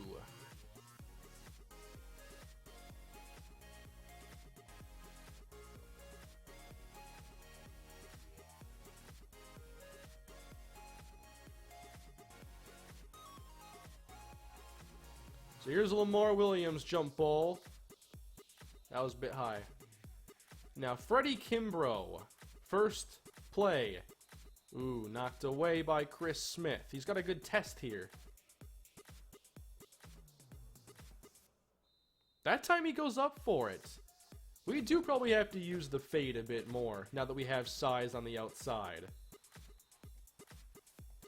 I just don't like risking interceptions, but these plays might actually be kind of safe. Like, bullet passes can get picked anytime.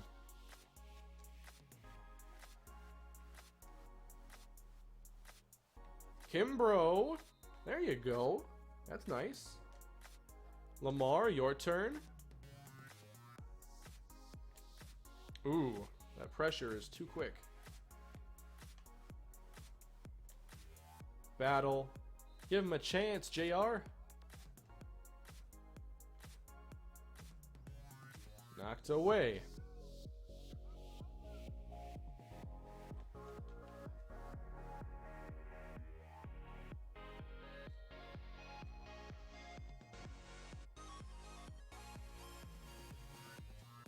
threw it right to John Charles on that one. Come on, Lamar. Whoa, how about Hampton out here? He's holding his own really well.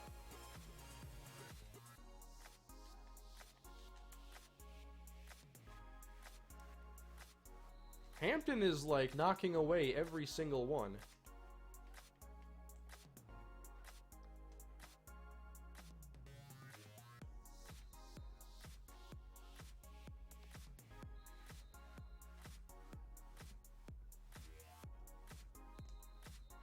We have some good coverage linebackers, that's for sure.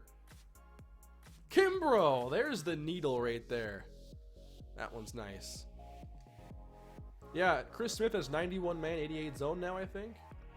Here's JR battle, though, and that accuracy. Right there. We need some more of that. Maybe add a 22 personnel and have Williams or Kimbrough be split out to threaten fade. Yeah. I'll definitely have something like that for the red zone.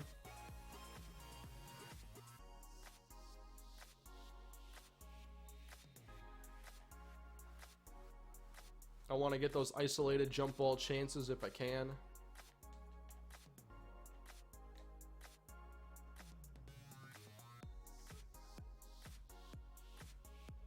Lamar is not separating here. James Hampton is all over him. How about on this route? Hampton! Look at Hampton's coverage here. James Hampton is playing out of his mind. This is a hard route to keep up with. And he picks it.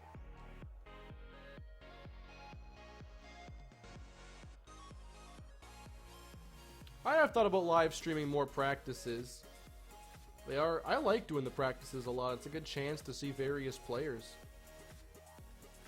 That's an ugly miss there, JR.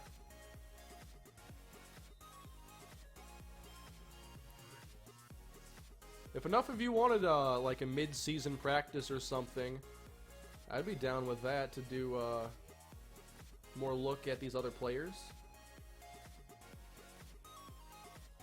How about that right there? JR on the move. He had no choice. Yeah, spring game would be a great option. I would love to do that. I obviously began this series with a scrimmage that I set up from the main menu doing exhibition, which is not an option anymore because obviously the team has developed. So it only worked because I had the base roster version 1. TJ Strong is solid. Ooh, TJ.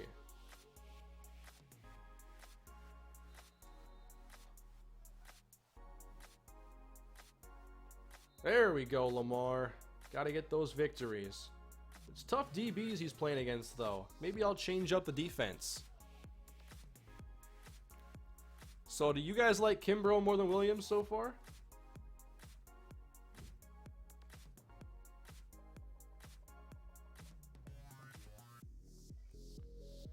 Let's try getting Tyson in there along with Chris Smith.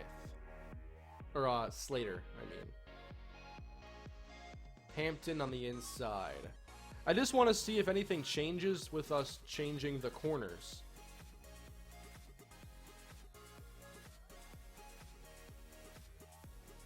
Kimbrough, touchdown.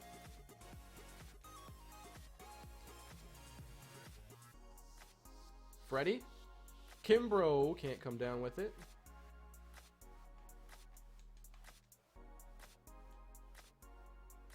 There we go.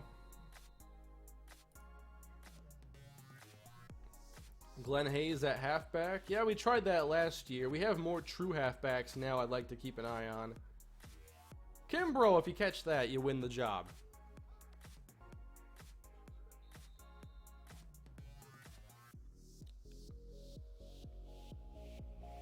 Oscar Williams, who should play a little bit this year at least. I mean, he's our second and only backup tight end to Donnie Castillo. Kimbrough can't hang on. I put him in trouble there, though. Nice pickup, Roscoe. Man, Lamar.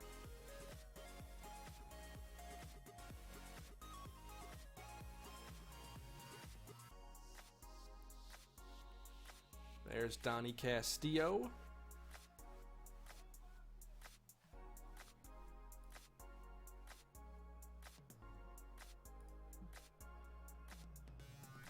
When is the first game? I'm not sure yet. I'm assuming it'll be next week. I have to go through and do all the recruit creation before we get to week 1. I'll be doing the edited off-season video, recapping what happened in this stream, along with anything that I do after the fact, like setting the schedule and any playbook changes. I like to showcase that. So there's always a reason to watch the edited off-season if you watch this as well, because there are things that that weren't streamed toward the end of the video.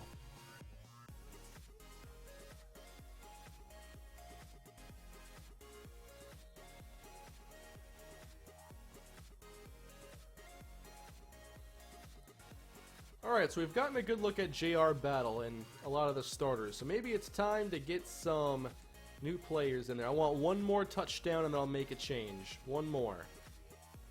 Oh, Donnie Castillo. Who else?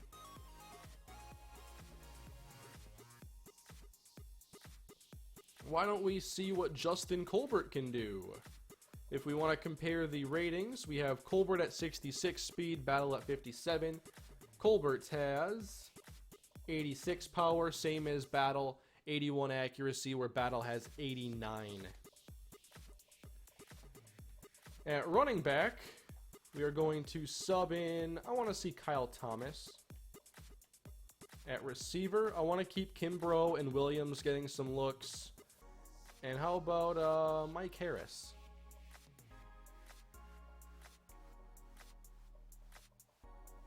Defensively, I want to see some Shannon Evans at strong safety. Let's put in James Watson. And I want to put in our new defensive end here, Chad Moore, at left end. So one more play here, and now the change has been made. Justin Colbert. We're going to back up a bit and change things.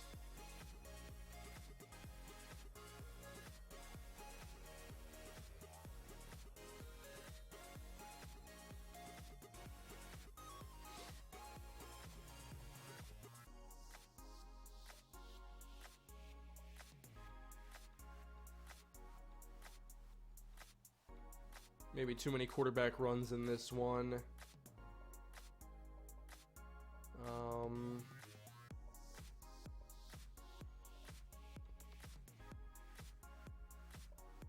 We'll just run it anyway.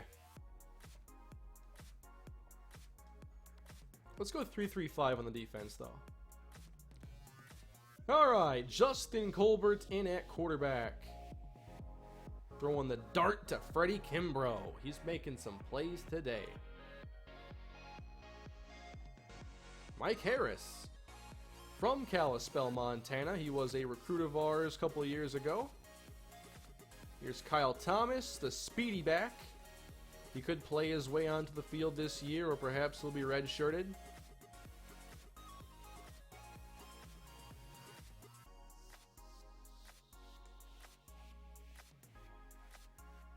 I think Chad Moore's number is like 63, and that's going to have to change. He is not a guard.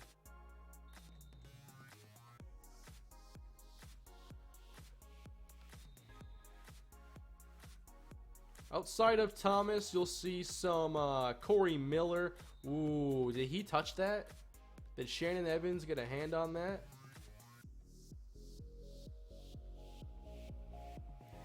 Look at that. He's got a break right there. He touched that football. Shannon Evans, heck of a play.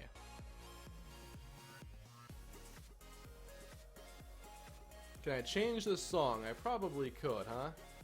Kimbrough! Looking good.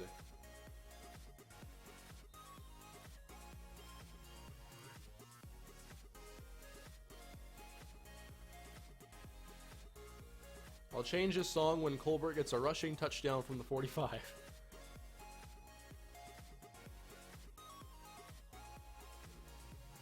That was an awkward hurdle.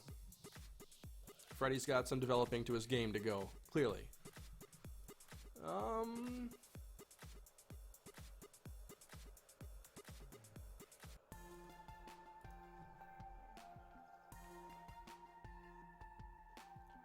Kyle Thomas here, able to outrun a lot of these defenders. That's, you know, what his game should be about. There we go. Down the middle for Mike Harris. Nice throw, Colbert. I think Thomas the rock here, but he's going to need some blocking.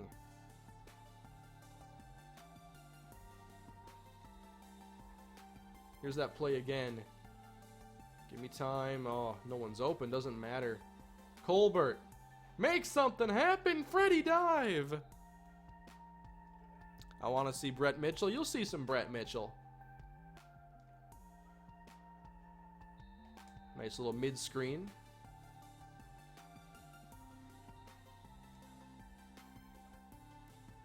You'll see more screens this year, too. We have so much speed between Day, Williams, and Archer. We got to get the screen game going, especially when you consider this O-line. That's one way to kind of protect from their issues. Airmailed. Mike Harris blanketed there by Shannon Evans. Freddie Kimbrough.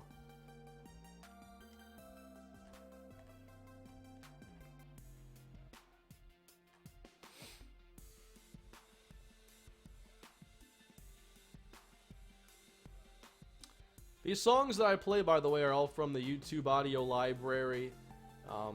They're all like free ones that YouTubers can use. So you hear them quite often if you watch a lot of YouTubers. Many songs are pretty common. This song is called Eden. The song I played for over an hour, I think, is called like Sugar.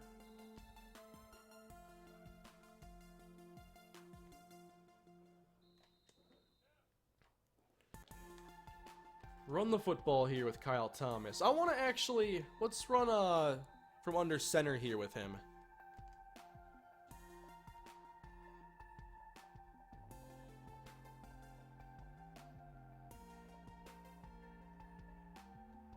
Don't want to forget about the base package. Oscar Williams. I don't think Oscar's that bad. Here we go. This might be a play we use this season. And get sacked on it. Every time that defender has been unblocked. Because the guard can't pull fast enough.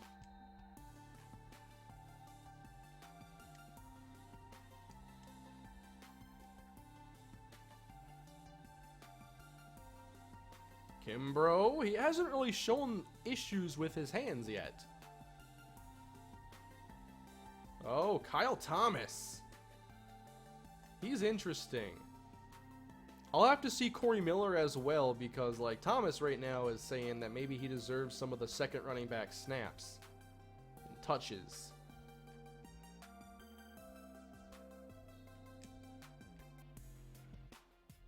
Corey Miller, though, kind of grew on me last year. I like him. Can you just stop pressuring me for one play?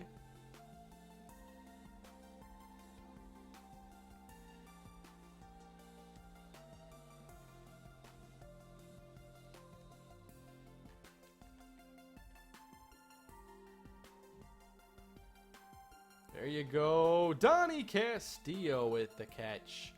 Donnie's gotten his speed up over the years, so maybe he can hit some plays up the seam and deep down the middle. Colbert deep for Kimbrough. Nope, Tyson.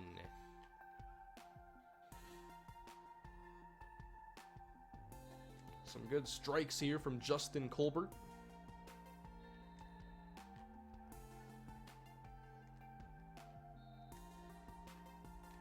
I want to try throwing it a little bit to Thomas, though.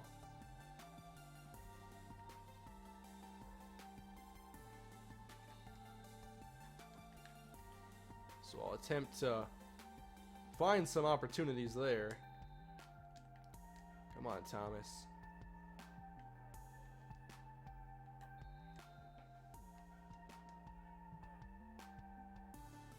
By the way, if you haven't already seen, Bears Franchise Episode 1 is on the channel.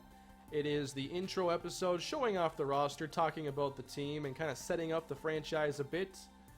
And there is a nice surprise in there if you go check it out. And also, Week 1 in the series will be coming on Monday. So we'll have Week 1 in the Bears franchise this week, and most likely Week 1 in this series as well. I just have to get the recruits and take the time to put those in the game. Those do take a while to enter all the numbers, and the menus are pretty slow, so it's kind of tedious, but it's worth it to get the custom recruits for sure. McKinley for blocking. That's an interesting recommendation, and that's a good idea. McKinley has good hands, and he can block. Let's see some of Terrence McKinley. He looked kind of slow last year, but should be a little bit quicker this season. We will see Corey Miller before this is done, too. Let's see if I can get Thomas on this. Kyle Thomas. Not making anybody miss right now. So McKinley's in there. But Kimbrough's turn.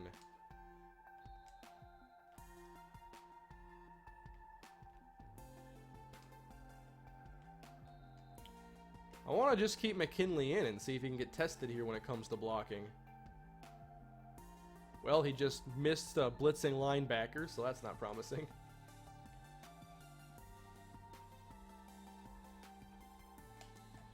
We need all the help we can get, though, in giving our quarterbacks time to pass.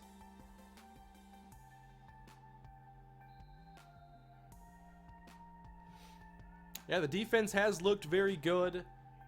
Some have said that Colbert is more impressive so far than Battle. I thought Battle looked fine.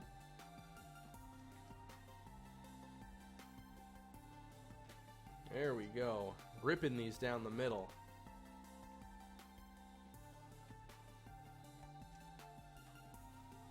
The only issue with figuring out, who gets the passing snaps or whatever on third down is I have to decide if I'm going to redshirt Thomas or not. Like, McKinley's already been redshirted, so I can play him. I can decide not to play him, whatever. But when eligibility and the years become a topic of conversation, then it's like another layer to the whole ordeal.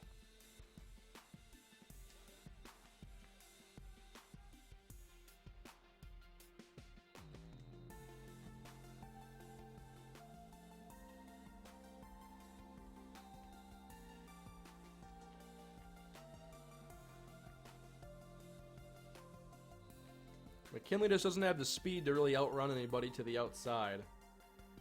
Remember when I compared him to somebody? It was Matt Asiata. So keep that in mind if you know who Matt Asiata is. He was a Vikings running back for a few years. He averaged like 3 yards a carry. He is most famous for his first career start in which he ran like 30 times for 51 yards and 3 touchdowns. Not very fast, but a good blocker. Good pass catcher, too. But not a big play threat by any means. And that's what McKinley is. You need 1 yard, he'll get you 3. You need 4 yards, he'll get you 3.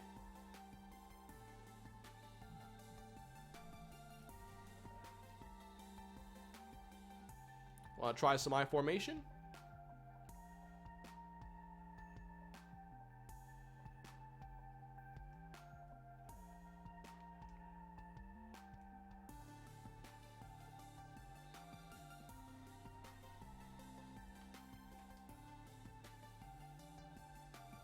Colbert getting pounded here. Bo Lee is in there at fullback now. We'll see if he can throw a block or something.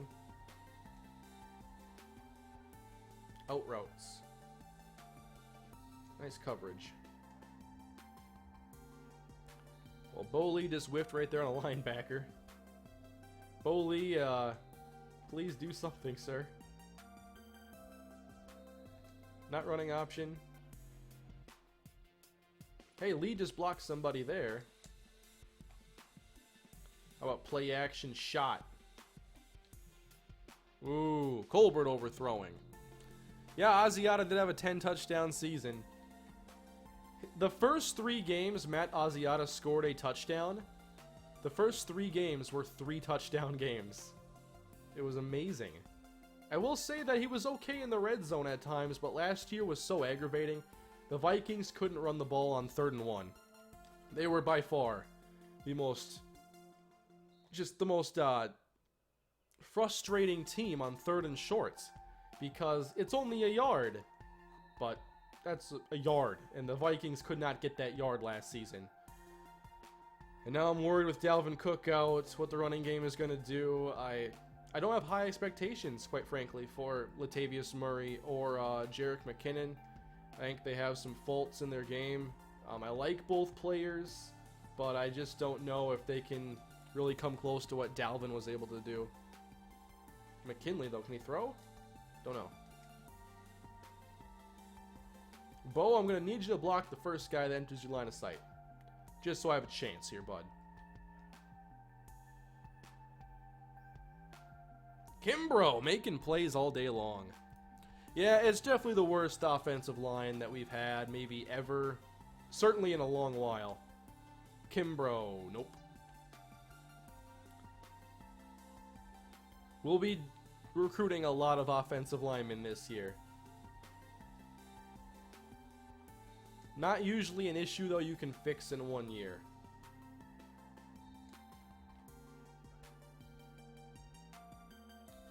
Ugly throw there.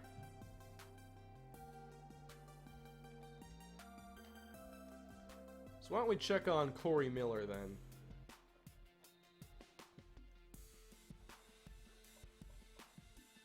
Bo Lee a chance on a halfback pass? I'd say it's possible. We'll put in Brett Mitchell. We'll put in Corey Miller. I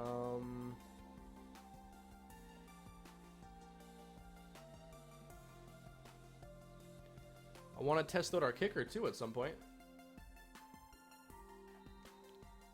There we go. Brett Mitchell's in the game. He can actually run away from some of this pressure, but not all of it. There we go, Corey. Face mask. That's a 15-yard gain. Mitchell, look at that. He got some time in the pocket there. Miller, I believe, at 88 speed now. No, like, huge strength to his game. Nice coverage there, TJ. Please save the blitzes for later. Miller heaving the ball downfield, but can't complete it.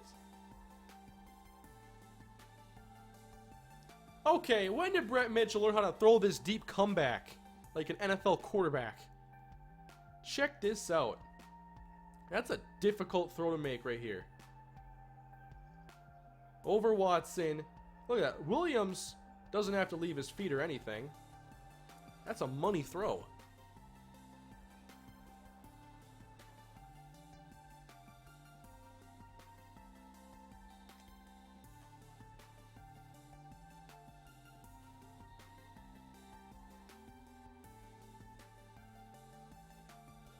Mitchell's playing well.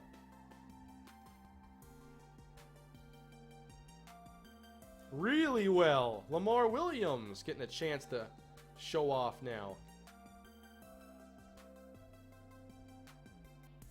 Brett Mitchell is playing fabulously well. Fullback dive, Bo Lee.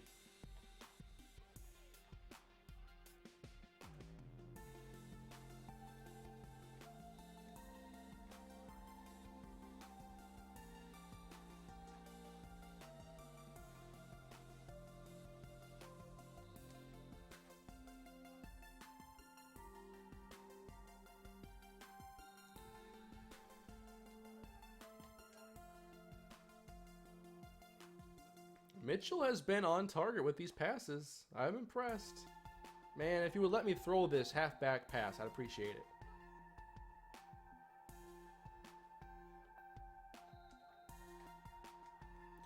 How about Mitchell's deep ball, though? He can buy some time, and he can throw it. How? How is Mitchell doing this? And Lamar Williams made a fantastic grab.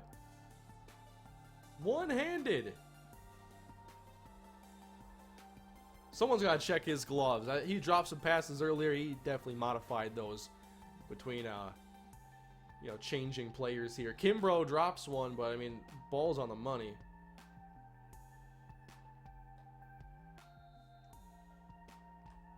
This is unbelievable. Plus, we know Mitchell can run, extend the play, and overthrow Kimbrough.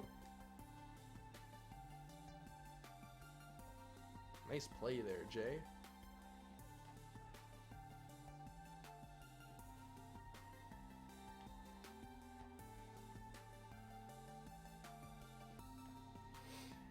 Lamar Williams and Mitchell have great chemistry. It sure seems like it.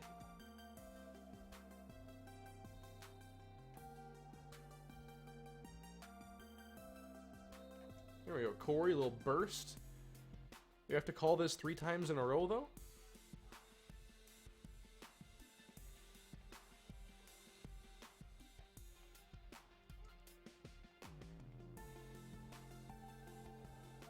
Miller's getting some yards after contact, and that's what I look for. What can you create as a runner?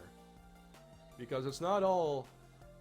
You're not going to have the lanes all the time. Sometimes you got to turn a 1-yard gain into a 4-yard gain. Can you do that? Can you be that kind of player? And at times, Miller has certainly been that player. Just give Brett some time, please.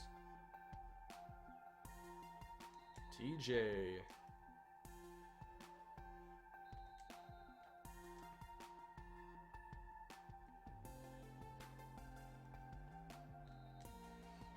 Okay, Brett's had some misses now. A lot of these are tough throws. And it's a good secondary. Here we go. Flea flicker. Hitting the deep ball to Kimbrough, who can't come down with it.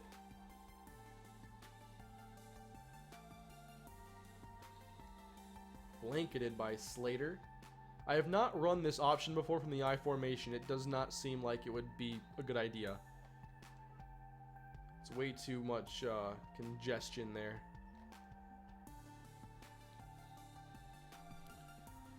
I think there are some that want Brett Mitchell to be the starting quarterback after seeing some of these throws. Uh-oh. Corey Miller. That was not good. Ah, Bo Lee dropped it.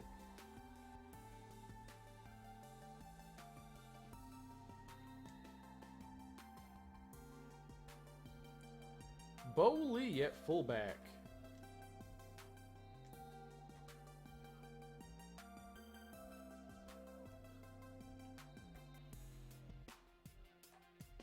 Oh, the UTSA 2-quarterback system? Yeah, that was a failure. That was a problem. Eric Hancock and Evan Newton. And then John Simmons. It was tough to figure out. Come on, Freddie. We're seeing Kimbrough, though. The drops are there. They exist. That was a nice pick, by the way.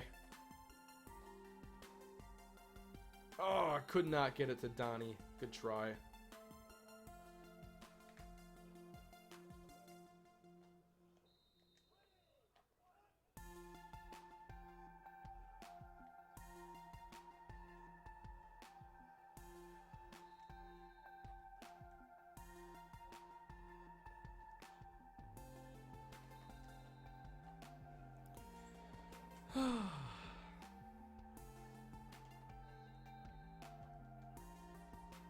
I love these practices, though. I've lost a lot of time just throwing the football around in these practices.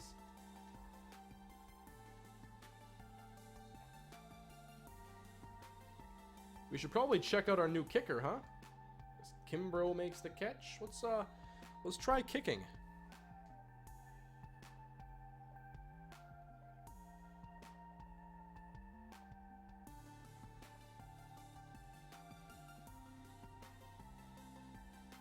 Not expecting him to make a 62-yard field goal, but let's start, let's start with a 50. I can't really see where the ball is, so that's close. This is close to a 50-yard field goal right here. It's like 49 and a half, all right? And there's Bell, our new kicker, a walk-on. Let me just, if you missed any of the stream earlier, let me just showcase our kicker here. But I tried aggressively to get Steve Kendrick, one of the best kickers in the nation, and he ended up not deciding to go anywhere. So we got Lorenzo Bell as a walk-on, and accuracy is an issue for him. I'm not sure how much of a factor that's really going to be for us, but 85 kick power. More than enough to get us something, because all we had outside of, well, all we had otherwise is Jeff Childs. So we know that Bell can hit here from about 50 with some room to spare. Whoops, I missed that one. Now, how touchy is the accuracy going to be here? This is a little bit off. I actually kind of finished back toward the middle. I just wonder, like, is there a real danger of missing some of these kicks? That seemed good to me.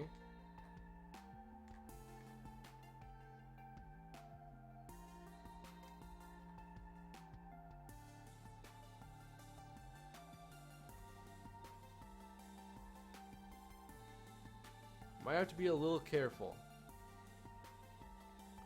Let's try a 52.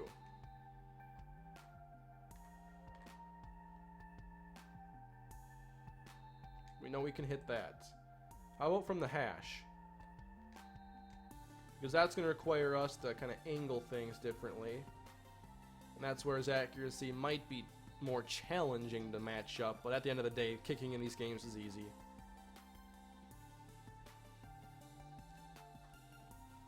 Yeah, it's like 55 and in. Lorenzo Bell.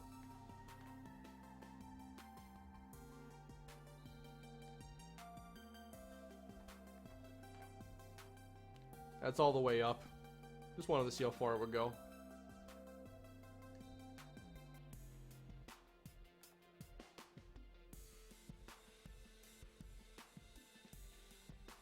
No, he's not going to hit from like 58, 59.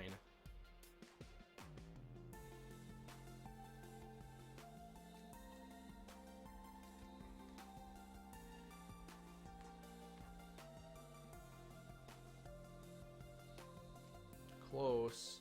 Gotta stay close to that inside upright here, the shortest path to a made field goal. Can't make it from this spot. What are we at here? Like a 50... we're at the 37-yard line, so like a 54-yarder.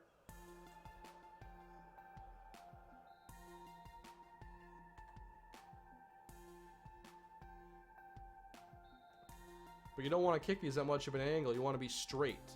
The shortest path to the uprights.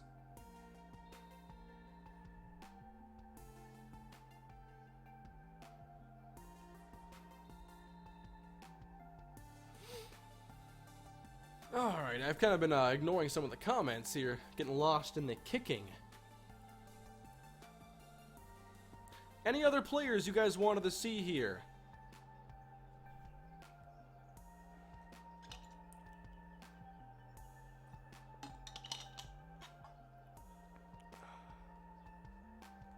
He's no Jake Elliott, that's for sure. That was a cold-blooded kick he made. That was nice. We haven't gone empty at all.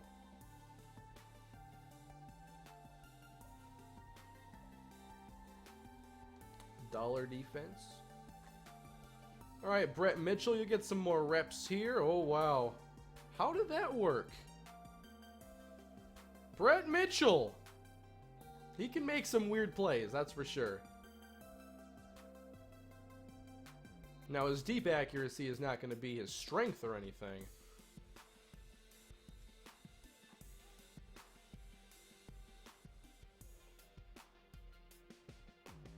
Ooh, Jarrell Holloway.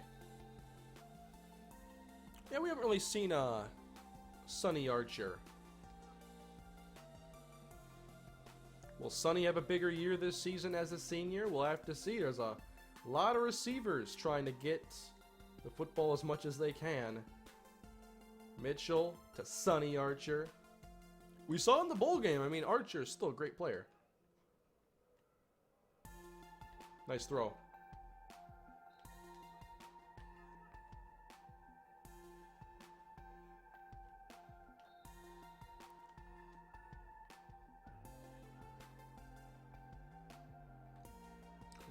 smothered.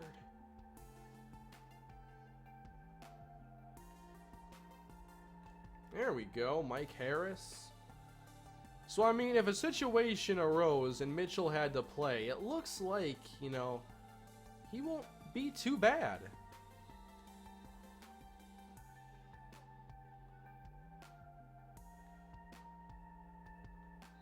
That was awkward.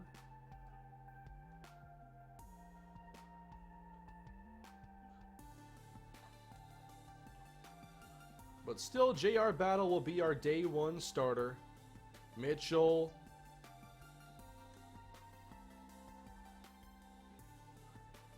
And I'm going to try to design an offense that JR can succeed in. He is the quarterback that can best let our receivers reach their potential. And that's why JR Battle is the starter. It's a little bit of a weird scenario with the offensive line and having to change schemes, but for the receivers to get the most out of their abilities, I want to attack downfield.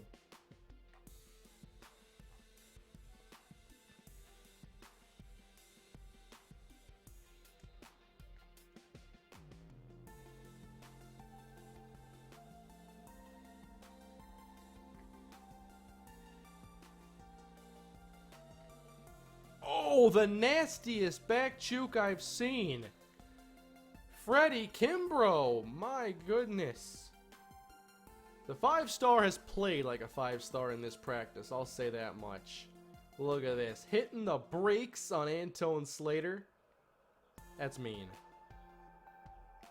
Antone's a good dude. Why would you do that?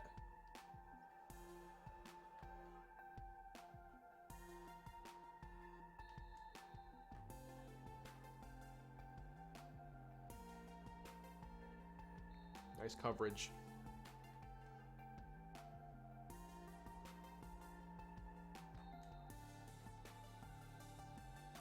I also have to decide, am I going to redshirt Freddie? I mean, he's played well, but we have so many receivers in front.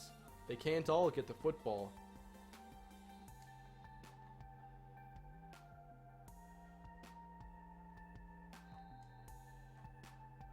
And you'll see in the edited off-season video what the ultimate decisions are.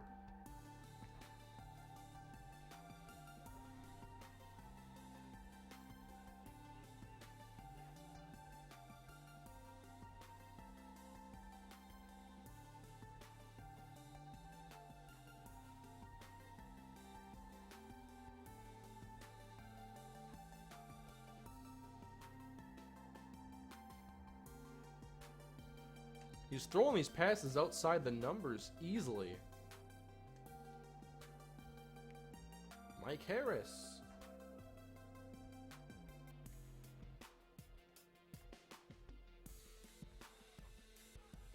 We'll have to see how this season goes, how the offense fares, and what the situation is. But the way Mitchell is playing here is certainly eye-opening.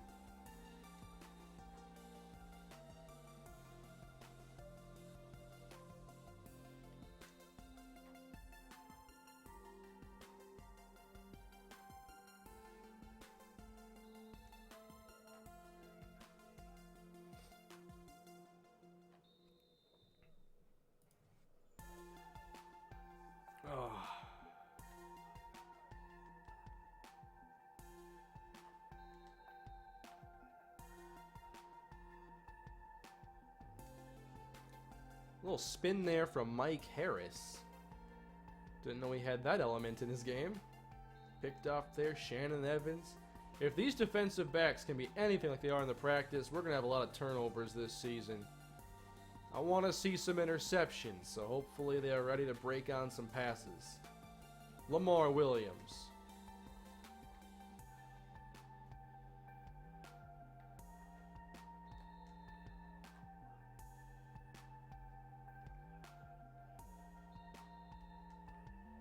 I'm excited to rebuild the playbook, though. Like I said, I'll have 2 versions of it. I'll keep the one I have, and then I'll edit another one. I'll have a second playbook for kind of the more pass-oriented and vertical offense. Look at that throw. But if there's ever, you know, Brett Mitchell has to play or something changes, I'll have my other playbook to go back to if I want. Gotta have options.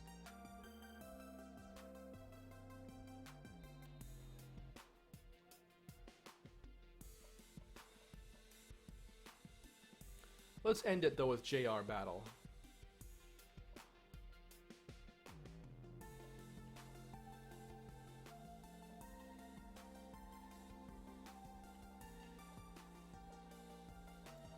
Let's go back to some starters now. Let's get Hampton back in there. Chris Smith. Antone Slater. Jay Page. Let's get Kelly John Charles back. I do use hot routes. I just don't usually in these practices. Because I just kind of want to get through a lot of plays. Not necessarily like call hot routes and take my time with it. So JR Battle. Tyson there with good coverage. Come on, we've been working on that play all summer. Why can't we make that play? That lateral's got to be a staple in the offense.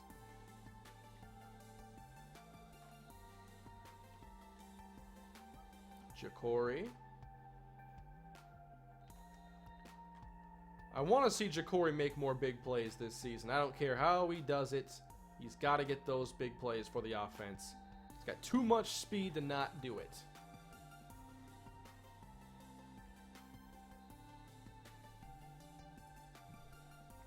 Battle doesn't fit what we've done in the past. But I think we can make enough changes to get this offense where it needs to be. That's going to be a hot topic, though. Is this the right offense for the team? Is Battle the right quarterback, even if he's the best quarterback just because of scheme? Ja'Cory Day. Brett Mitchell's probably not making that play right there very often. But is JR going to have the chance with this O-line? It's just such a... It's like we have pieces to two different puzzles, and I'm trying to piece it all together into one beautiful picture.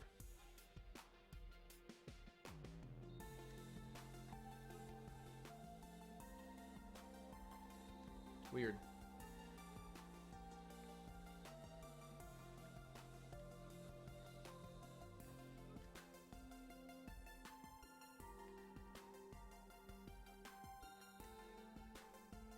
Remember when Nick Foles ran Chip Kelly's offense and had like 22 touchdowns and 2 interceptions? That's what we're kind of doing here with JR Battle. We're going to have to move away from some of the other option stuff and just play to our quarterback skill set. And I think we have the receivers, you know, to let him be successful. But that Eagles team probably had a better offensive line, I'll say that much.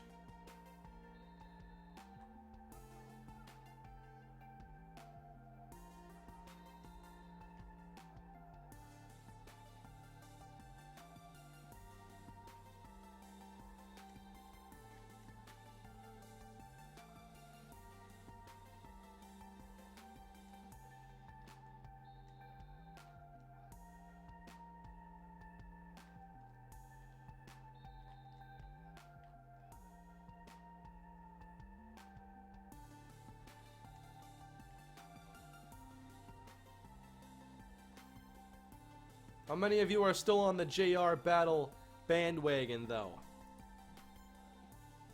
Nick Foles is more mobile? Oh, I don't know about that one. I don't know about that.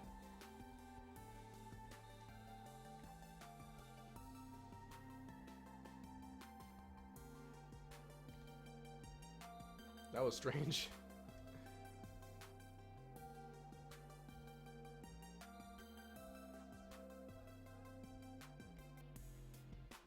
Give me the deep ball to Lamar.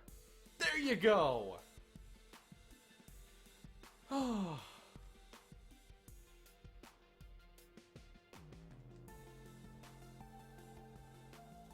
Lamar Williams downfield.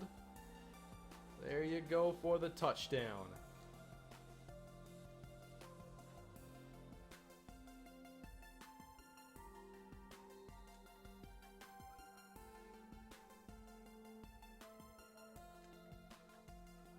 So I think that You know, it's going to be interesting early in the season to see if Battle plays well, because I know a lot of you are now on the Mitchell bandwagon, and I'm sure once I post the edited video, even more are going to be like, hey, maybe Brett Mitchell should do it. He could play, you know, a similar style to Marquise Walker, better fit for what we've done in the past. We've got our opening storyline, it sounds like.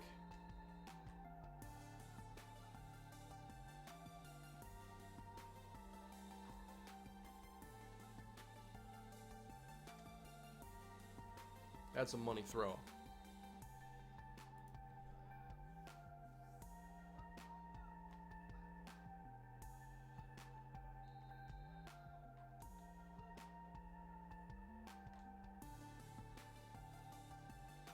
Okay, that was pretty spectacular. Sure, it was out of bounds, but that was a great throw. No draws.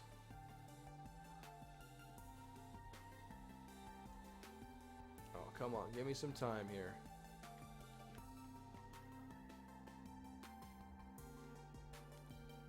Battle. Oh, Slater keeping up with Ja'Cory Day.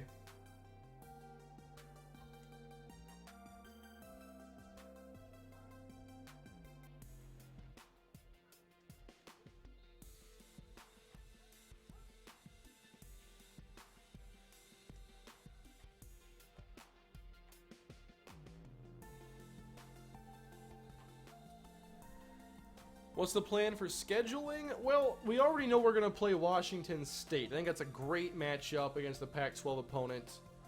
We're going to get, I think, 3 non-conference games. So I like the Washington State one's going to be a little bit tougher. I'll find an easier team to play as well. And then probably another evenly matched team. I'm not really sure, like, you know, if there's a certain conference I want to make sure we play against. I like playing against the Pac-12 every year. Man, Day can fly. Just give him some room.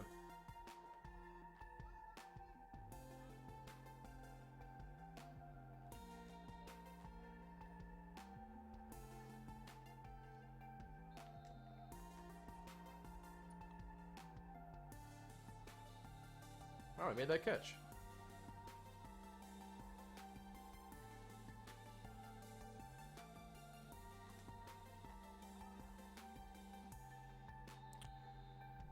What rank are you again? Oh, we're not ranked at the moment. I'm sure that's because we lost a lot of good players, so we're not ranked any longer. But I'm sure we're not too far outside the top 25. Battle heaving to Sonny Archer. Nice pass. Alright, I think that's going to wrap up the stream. We've been here for about 2.5 hours. We've gotten a lot accomplished. We spent a lot of time in the practice. So I think that's going to bring this one to an end here. I'd like to get maybe one more touchdown, one more deep ball to somebody. Maybe, oh, Sonny would have been wide open. Let me try hitting one more touchdown. Ah, heaving it to the camera.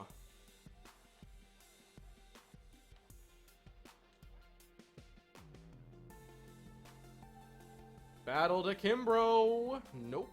Hampton has been pretty solid. Is that Hampton over there? I think I have Hampton on the other side now. Chris Smith has been phenomenal. Him and Hampton. Ooh, Jay Page. Don't forget about him, he says. Battle to Williams. Ah, Kelly's got range. That's why I've always been intrigued by John Charles. Threw it to the wrong guy there.